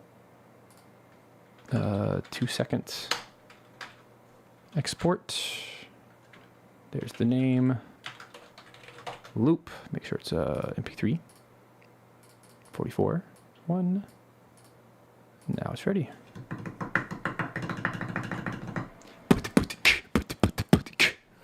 Sweet. If you ever wanted to test it, you just open it up like this. And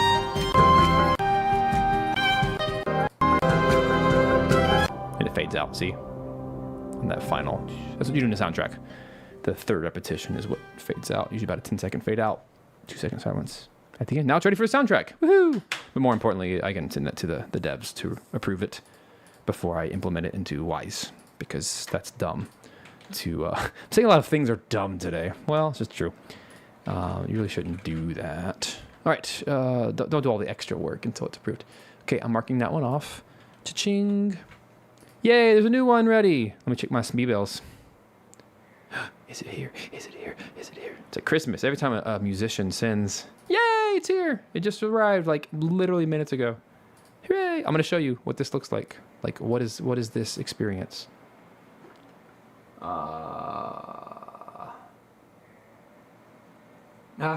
Whoops. Well, this is real.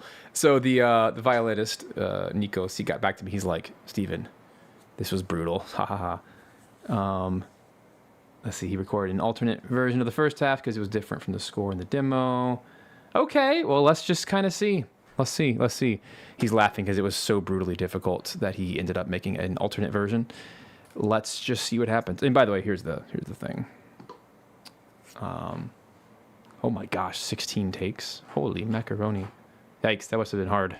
Well, we're going to download the files. I'm going to just show you what this is like. Download the files from the performance. So he like literally just did this. And while that's happening, I'm going to go over here. Let's go to the next track, which is this one. And yeah, it was a brutal thing I sent him. It's so who knows if he was able to do it. I'm a violinist and I can't play it. That's why I sent it to him, because he can play stuff that I can't. But you never know. You just don't know the limits until you try. Maybe it sucks and I just won't use it, and it's fine because the original track doesn't use it. But I tried to tame it down as much as I could, but still keep it really cool. Okay, what am I trying to do? I need to do the show all tracks. Here's the track, by the way.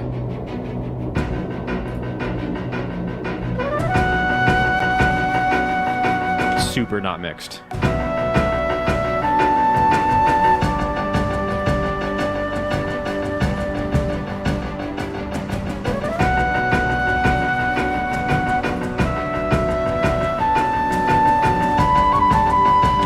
So sorry for the loudness. It is all very loud in my ears. But what I need to do is mark this as 4 live.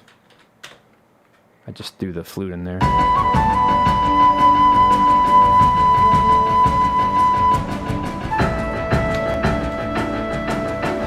Piano is smoking.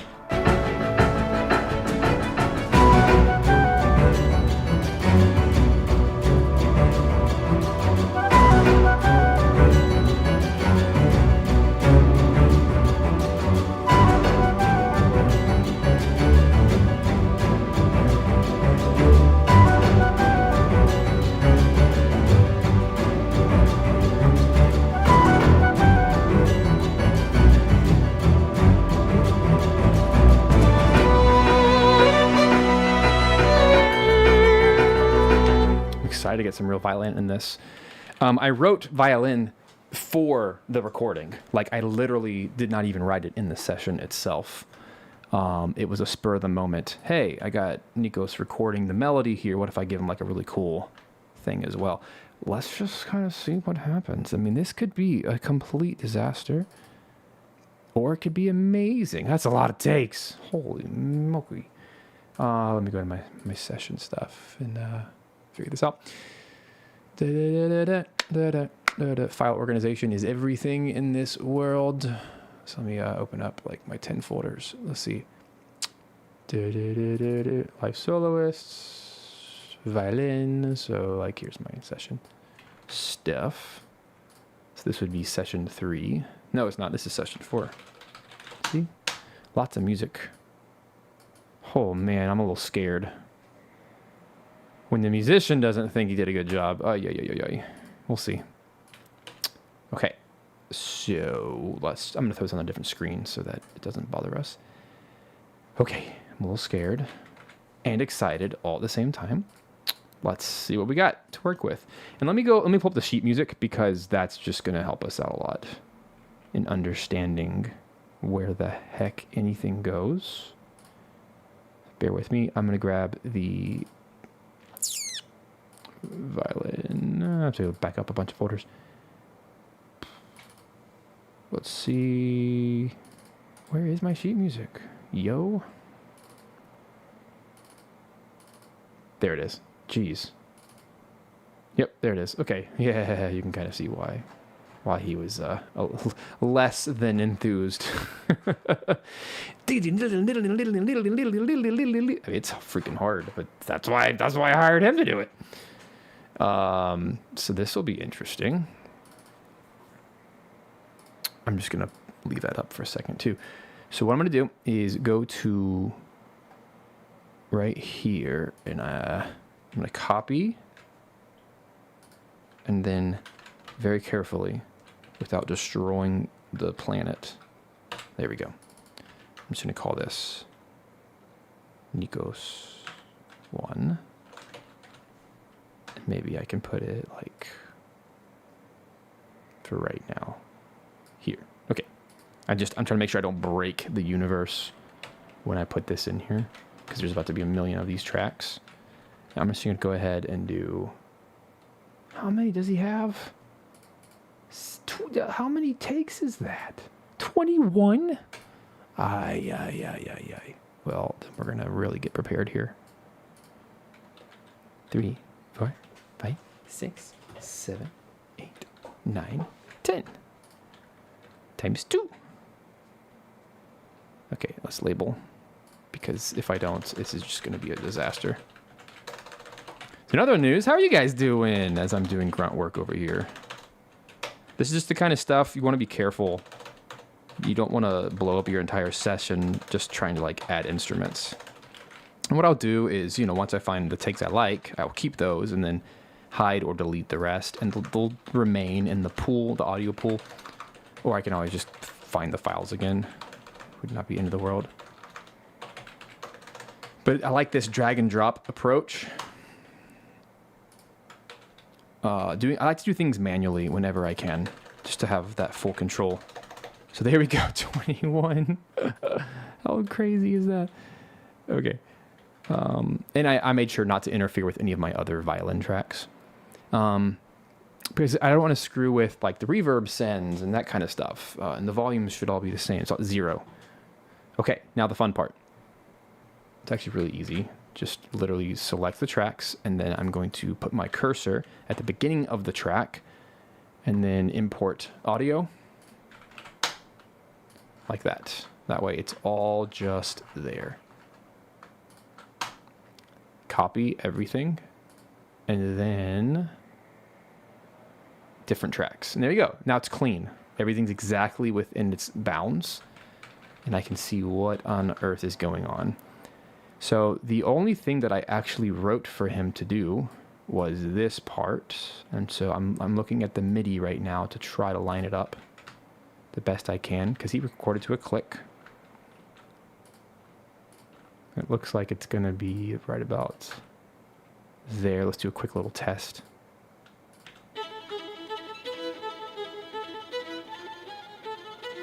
Shut up, Nikos. That's freaking amazing.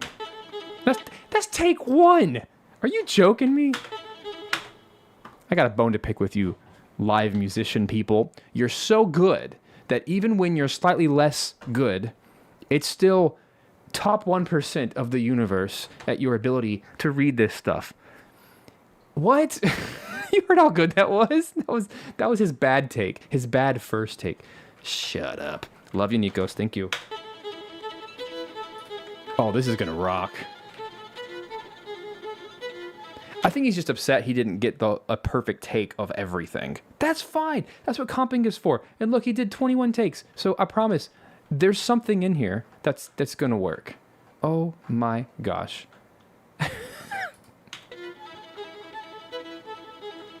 All right. Oh, but look at this.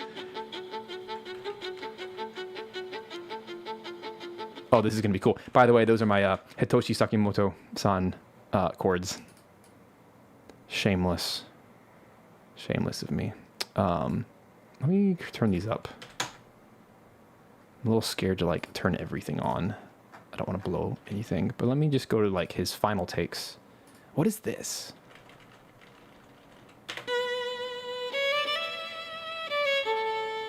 Oh, that's the end. He just did them backwards. That's fine. He did the hard part first. Good for him, as he should. I'm gonna just move these until they line up with what I think, where I think things are supposed to go. Do some chop suey. Yeah, I'm excited to hear this now. It's just so funny how musicians beat themselves up because it wasn't perfect. You know, that one note was out of tune, but like he recorded so many takes that it's gonna be fine. This is pretty universal though. When musicians at the highest level. Ooh, oh yes, I shall. I will take this opportunity for the 2.2 people who care. Let me hide that. Where am I on my piano?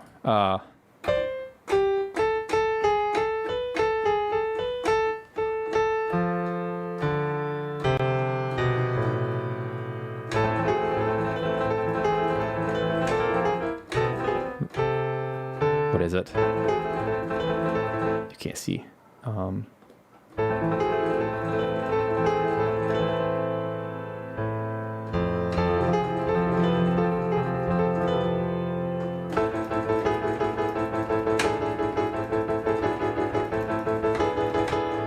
It's basically just classical music, right? It's when you have a 1 minor chord, and then instead of doing the 5/7, or you could even do the you know, in a minor key, you're typically going to the diminished 7. The Sakimoto way of doing it is to keep the 1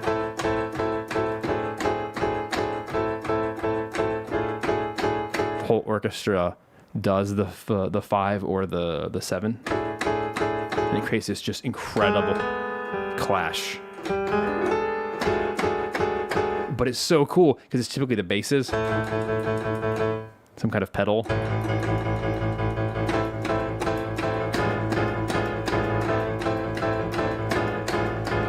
and then it changes the chord.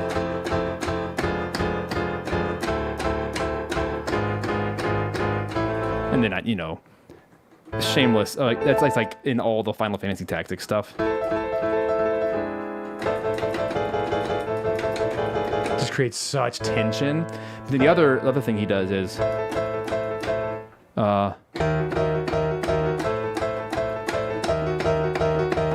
he'll do the tritone of the 1.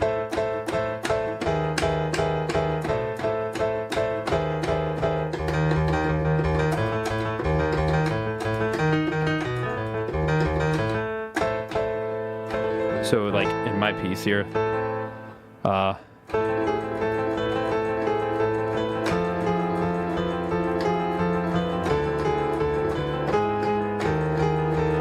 don't know, like, to what degree I'm using the Sakimoto voicing, but I don't know. It's always just, it's kind of in my vernacular. It's in my ethos. In the ether, you might say. Okay, where was I? Somewhere here.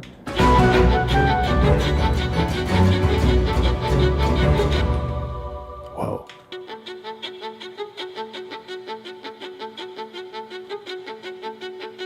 Oh, I'm in the wrong piece. I think I'm in the wrong piece.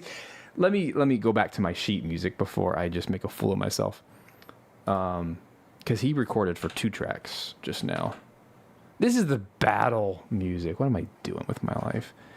But I'm in the wrong track. But this part, this end part is correct. So what I need to do, I'm like, this is a little intense for like exploration music. What's going on? Where's the next one? Okay, it's actually over there at 13:21. Okay, yeah, I did write this eventually in the DAW. I wrote it on sheet music and then I put it in the DAW afterwards. So this is where it actually lives. Since we're here, I mean, we might as well. See that right there? That's the Sakimoto. It's that half step.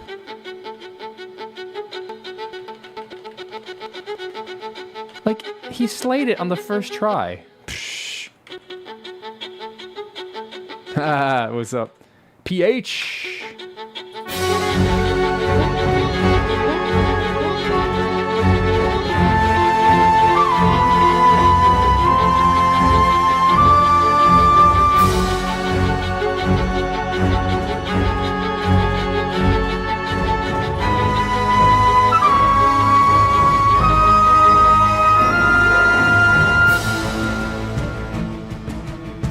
I think that's where it starts anyway. I think this is like the whole thing.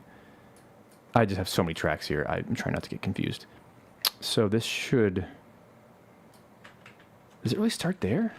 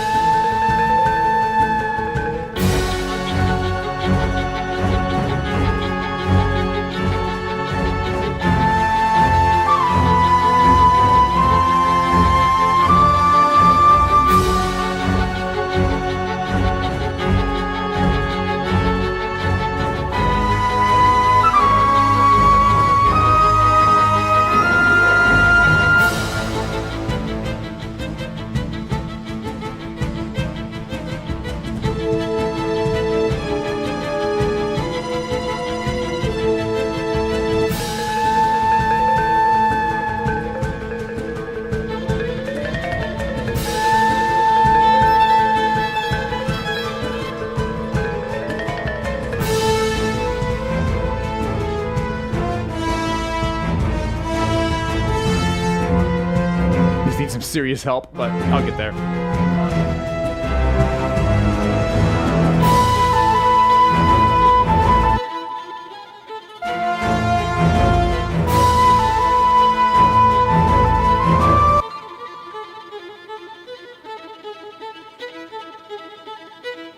Oh my gosh, you did fine.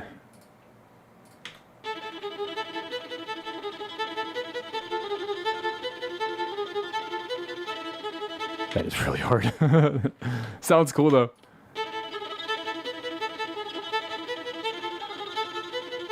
But honestly, like hearing him struggle with it almost fits the track. It's like this epic struggle. This is like one of the big boss battles near the end.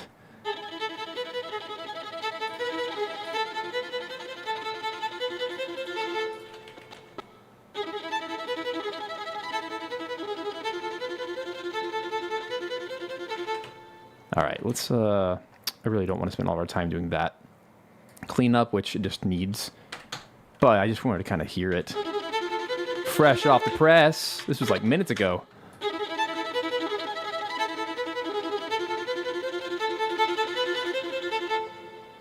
Yeah, so as far as this goes, it's basically going to be a matter of like comping this one with maybe this one. Either way, we have what we need. I'm really not concerned. It's just a matter of kind of picking and choosing what the best option is here. So here's an example, especially with difficult stuff.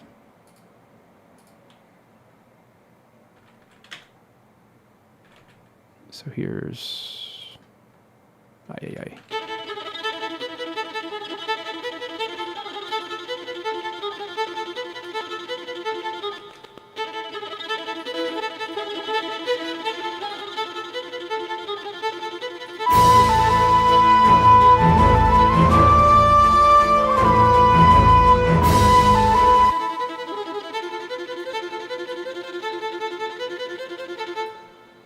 That's it.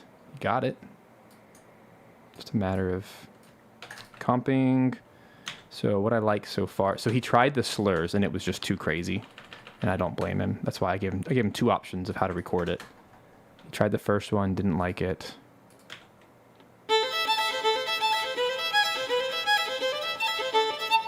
Yeah. Let's see what's going on here.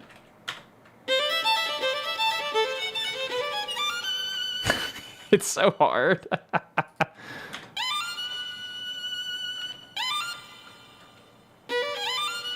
me show you the sheet. So we can all be in equal awe of what he was able to accomplish anyway. So here's the triplet part. So what I'm thinking is...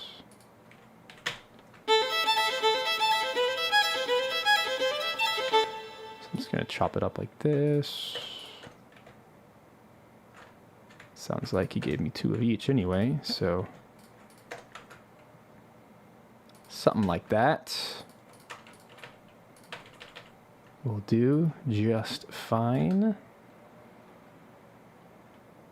And this goes at the end anyway. So this is going to be... I can't see anything. There we go. Thereabouts. That probably will do it. We'll see.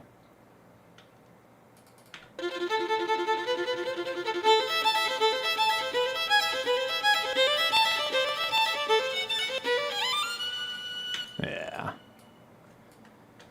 You got me in a panic for nothing.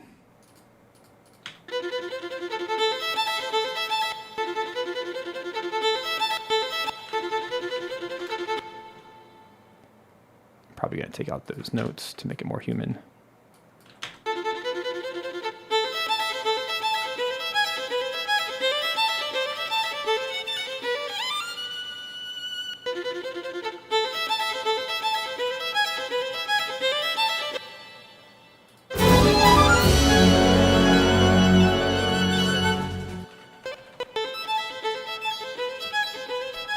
Oh, he did the whole thing.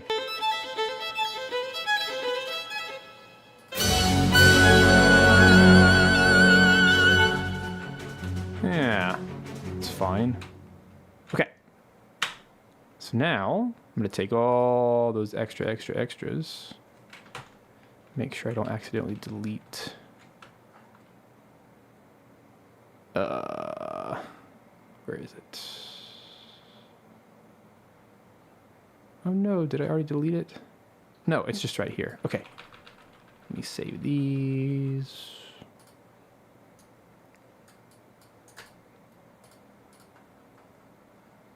Cool.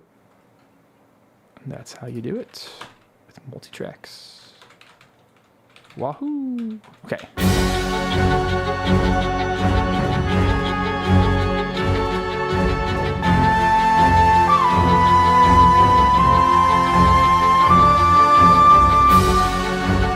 Sounds awesome.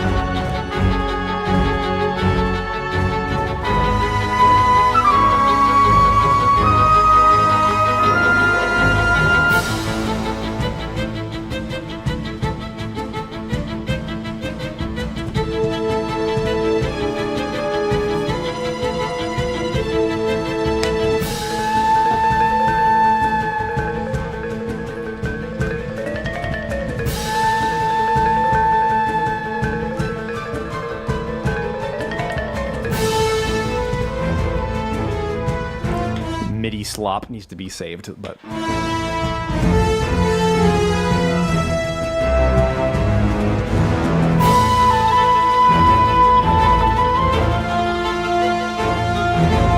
that's the main theme of Aethermancer, by the way, so it's a cool nod.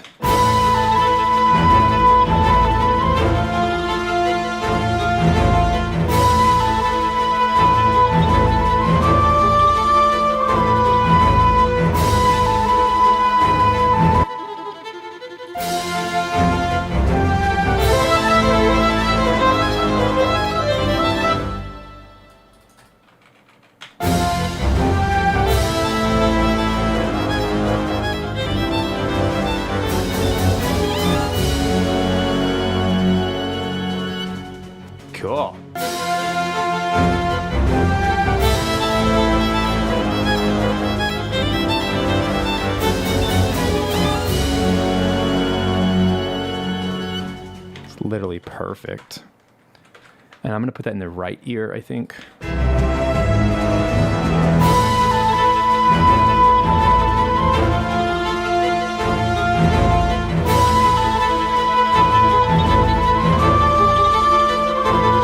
Maybe the left. We'll see.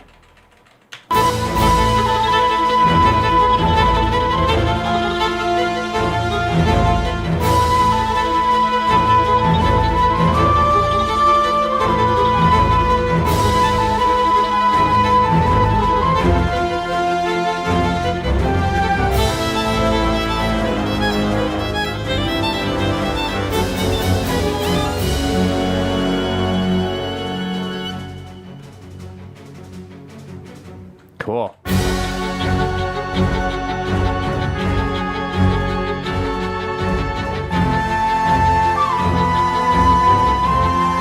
I like to have preset left, center, and right for each track, and then I'll just shuffle them each track to see where do I want the solo instruments to be in the left, the center, or the right for that track. And they can't change in the middle of a track. They have to just pick one. But I try to do it based on like what's gonna have the best sonic fields. Right now, I like it in the left because it's kind of crunchy.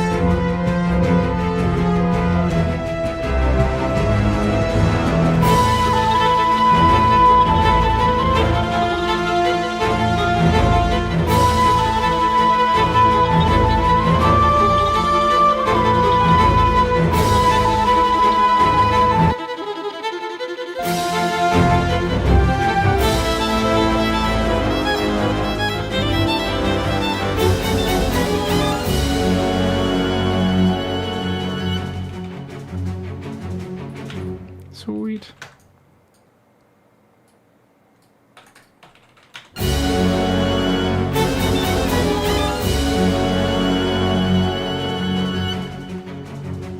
Cool. All right, so that's how that goes. Take a couple more minutes on the exploration track.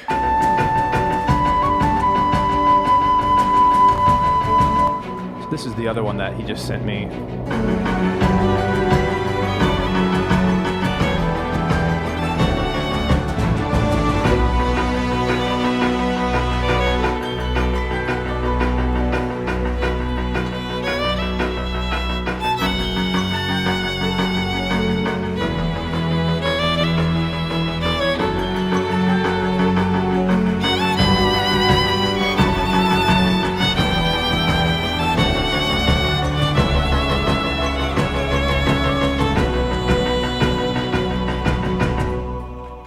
Sweet. So it needs a reverb tail here.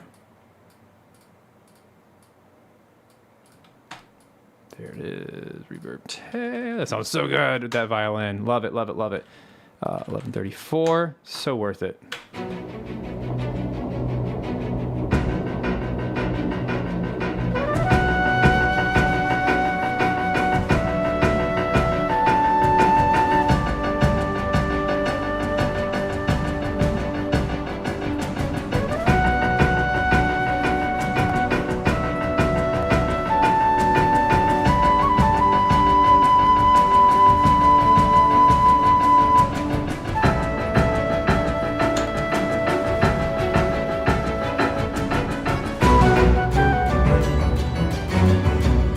Mixing sucks, but I'm just enjoying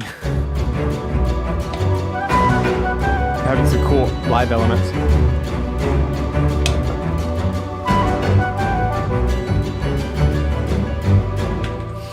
right. So the good news is I have the placement of all the things. That's good. And I like this take. All that's good to go. So let's do a little bit of this work now. If you guys want to hang out a little bit longer, I'll wrap things up with this exploration track. So this one, let's do the same thing. So data within locators. That's a good filter. Show tracks with data between the locators. That's what I want. And then I need to actually clean this up by chopping off anything that at the start of the tracks. So here, I'm going to go ahead and select everything before it by 1 bar, everything after it by 1 bar, just to make a clean palette. Same thing with the reverb tail, and after the reverb tail, I just want to have a clean, clean, clean. No possible issues accidentally screwing up other tracks nearby. So that just kind of isolates it. And then, like before, I want to go through real quick and just make sure. Looks like there is something playing here. I can't tell. Oh, it's 1 note. Okay, cool. So there is data in all of these, looks like.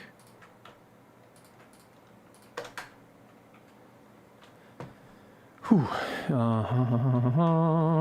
Gamelan's not happening. No, no, no. Just erasing stuff that's not present.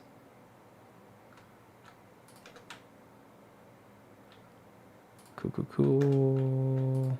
Oh, I'll use some piccolo in this one for the really high part. That's cool. Trumpet, trombone. Just trying to be careful not to delete things that are actually being used.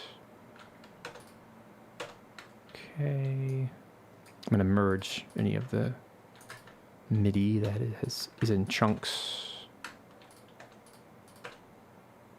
Takes a second to do this, but it's worth it. So I'm going 1 by 1. Ooh, let's change the harp to this one.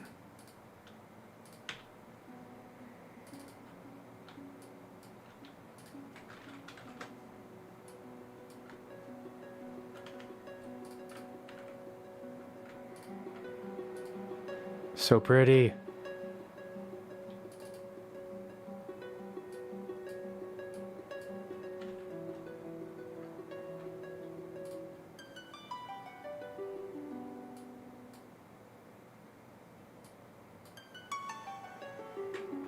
Don't want the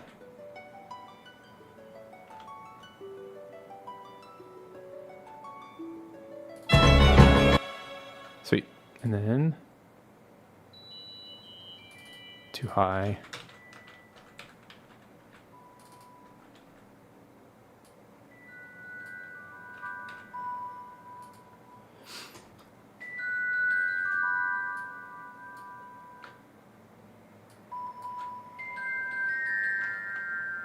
Awesome. What's this thing?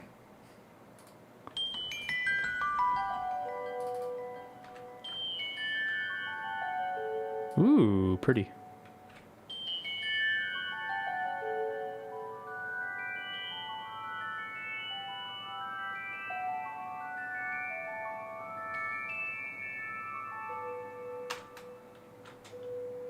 It's nice. What else we got? Everything else seems pretty balanced. Got some timpani, make sure that's good. Not good.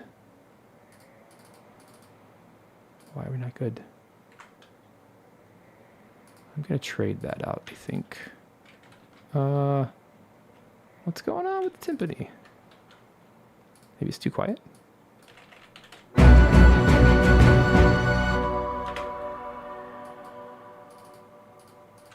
Huh. Well, it's missing, for starters. So that's not a good sign. Let's find it again. There it is. Huh. I'm going to find that. Just reload it.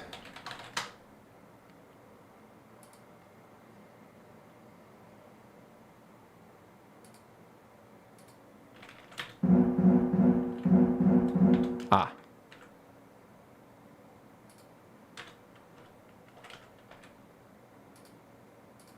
Why is it not playing?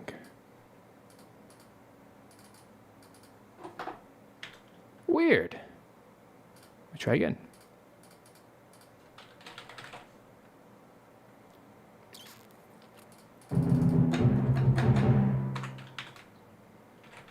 Oh, come on, MIDI glitches.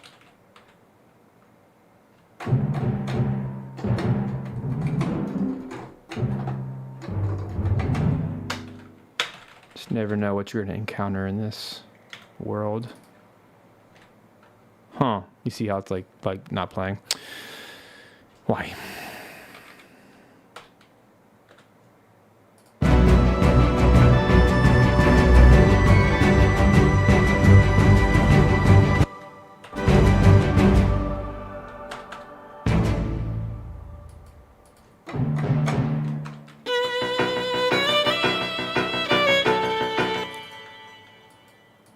My notes. Oh, it's too low. That's why. Jeez.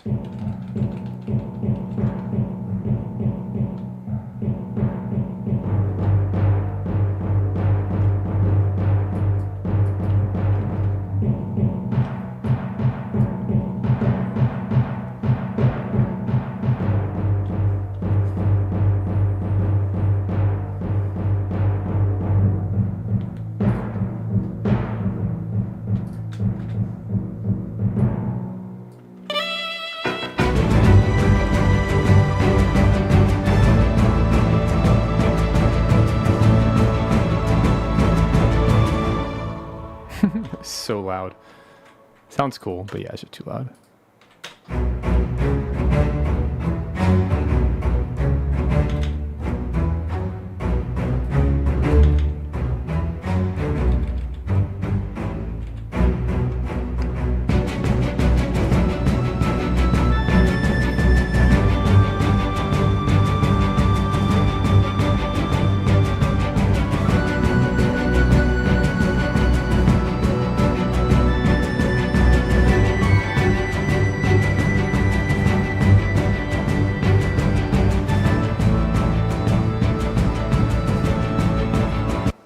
Interesting. Vibraphone? Is this real? There's no way. It says sticks. This is in the wrong spot. It's got to be. So let me find the sticks. This is one of my earliest tracks, and a lot. This session's been through a lot. I did a lot of DAW switching and stuff early on, and it probably just got lost in the mix. Yeah, that's what it's supposed to sound like. Yeah, that's totally a sticks part.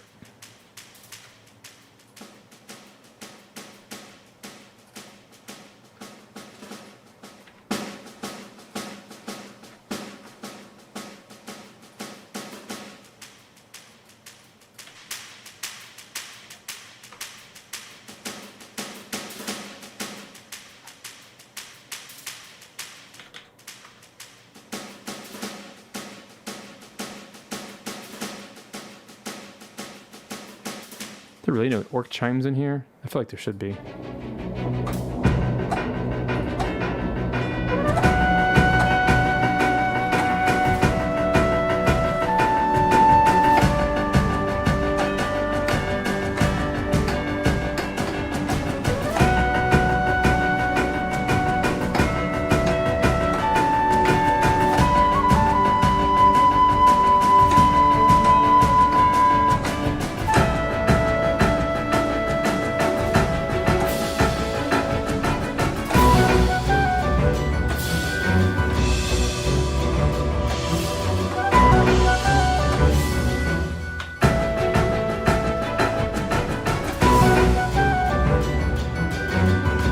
Also no way. Something got erased in all this. Totally. But it's okay. It's kind of making me rethink some things.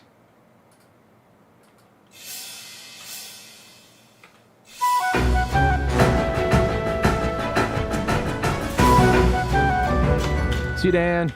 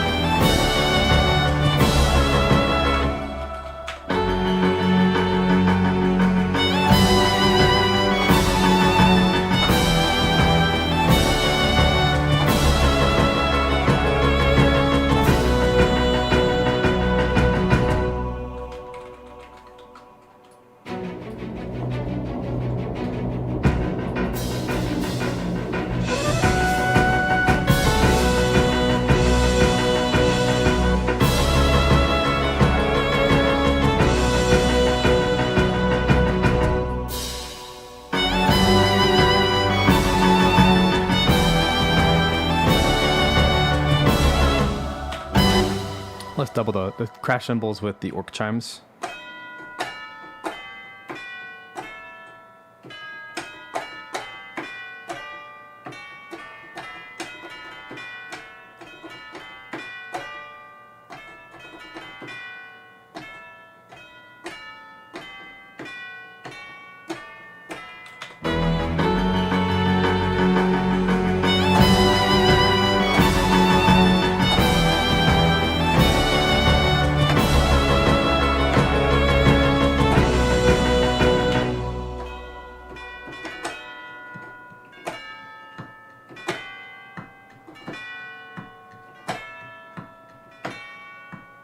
It's so simple, but they can work.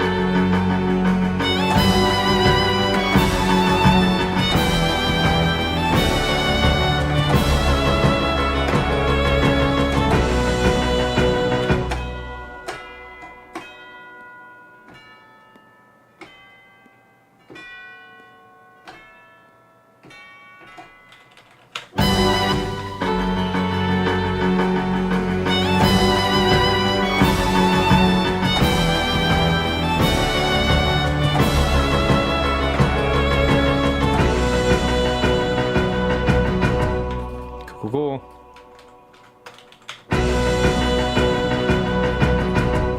All right, so from here, I'm not going to finish this track today, but just to kind of show you the process from here, I'm going to do what we did before, which is just select, actually just do the same function. Tracks between locators that have data. Then I'm going to hide all those. And then we're going to do the selected track thingamajig again, like this. Oops. Bounce in place. All of the elements that are MIDI to convert them into audio. And then from there, I will have all the audio tracks I need to mix. But hey, I think that's a good place to wrap it up from here. I kind of want to at least turn down a couple of the instruments that are gross to give you a better sense of what it's going to sound like. So just give that a minute. And we'll wrap things up here. But yeah, I appreciate you guys hanging out with me. This has been a lot of fun.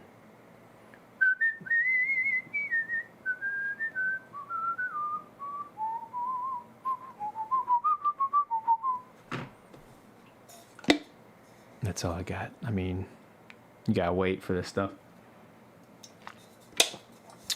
Let's tell you what, we'll be right back. Take like a 1 minute break and then we'll do something.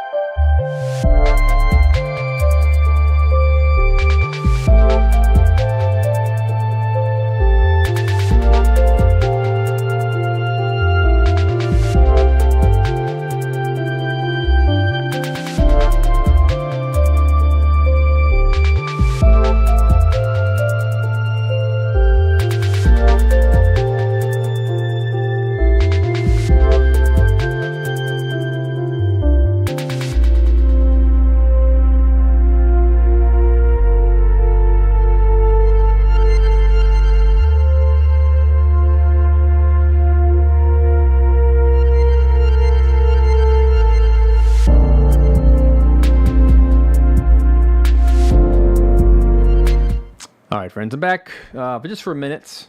Let's see if my little trick can work.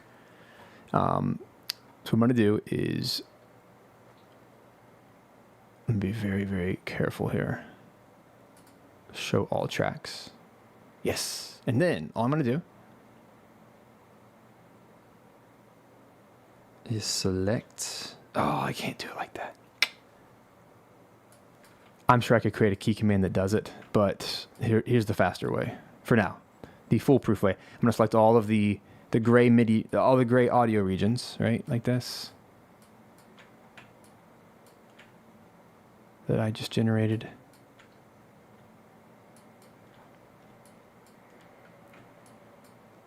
Again, there's got to be a faster bulk way of doing this. It's not a huge deal. But there we go, there we go, there we go. Almost done. Just showing you my process. Ugh, there's so many of them. Okay, now that I've selected all of them, I'm just going to pull them all down. Can I not do that? No. There. No, it's not doing it. It's not working. Is it because not everything has one? Oh my goodness. Maybe it's because they all don't have one. No! I undid everything. Redo. That's so dumb. Who's messing it up?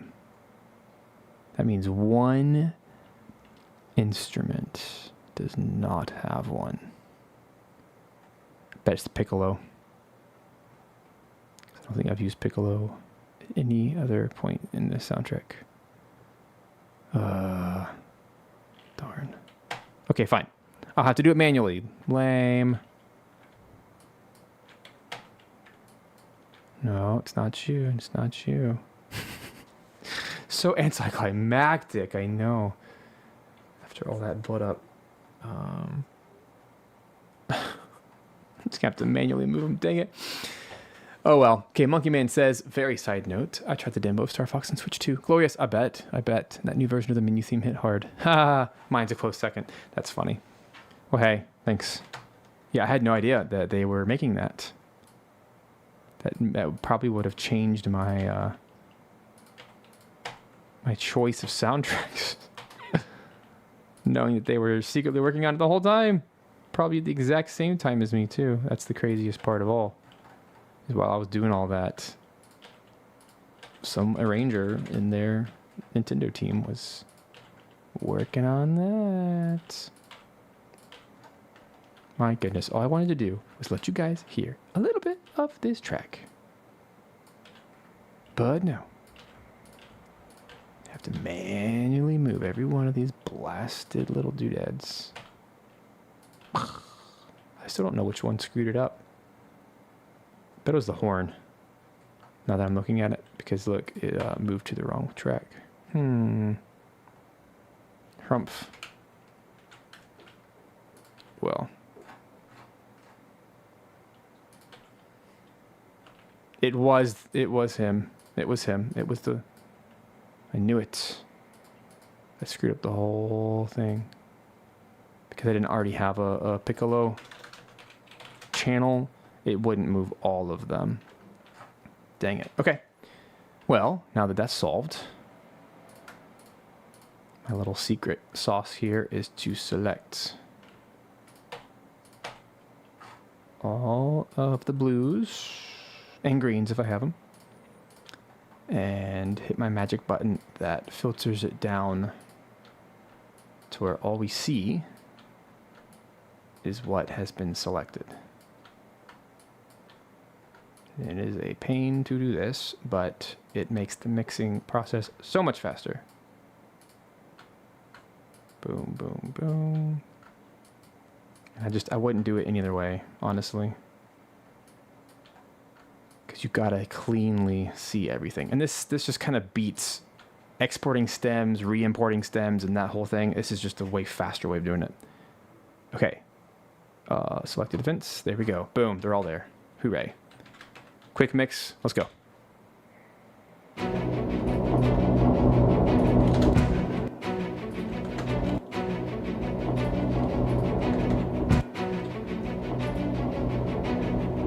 Ah. Kidding me? Somehow I pushed a button that undid everything. Come on! See? Nope. Okay, that's my cue. That is my cue. I will come back when I'm not frustrated.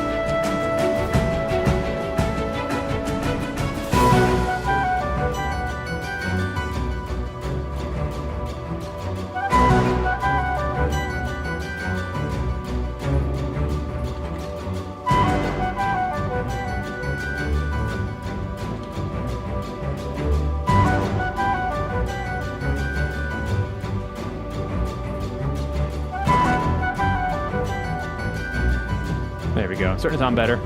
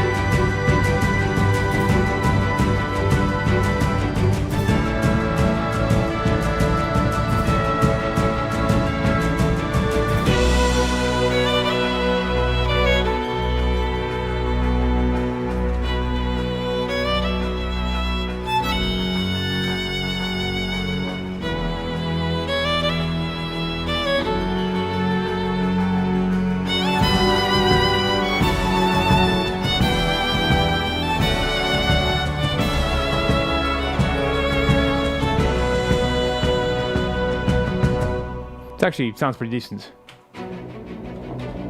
But now, I gotta do my little filter thing again later and give it a proper.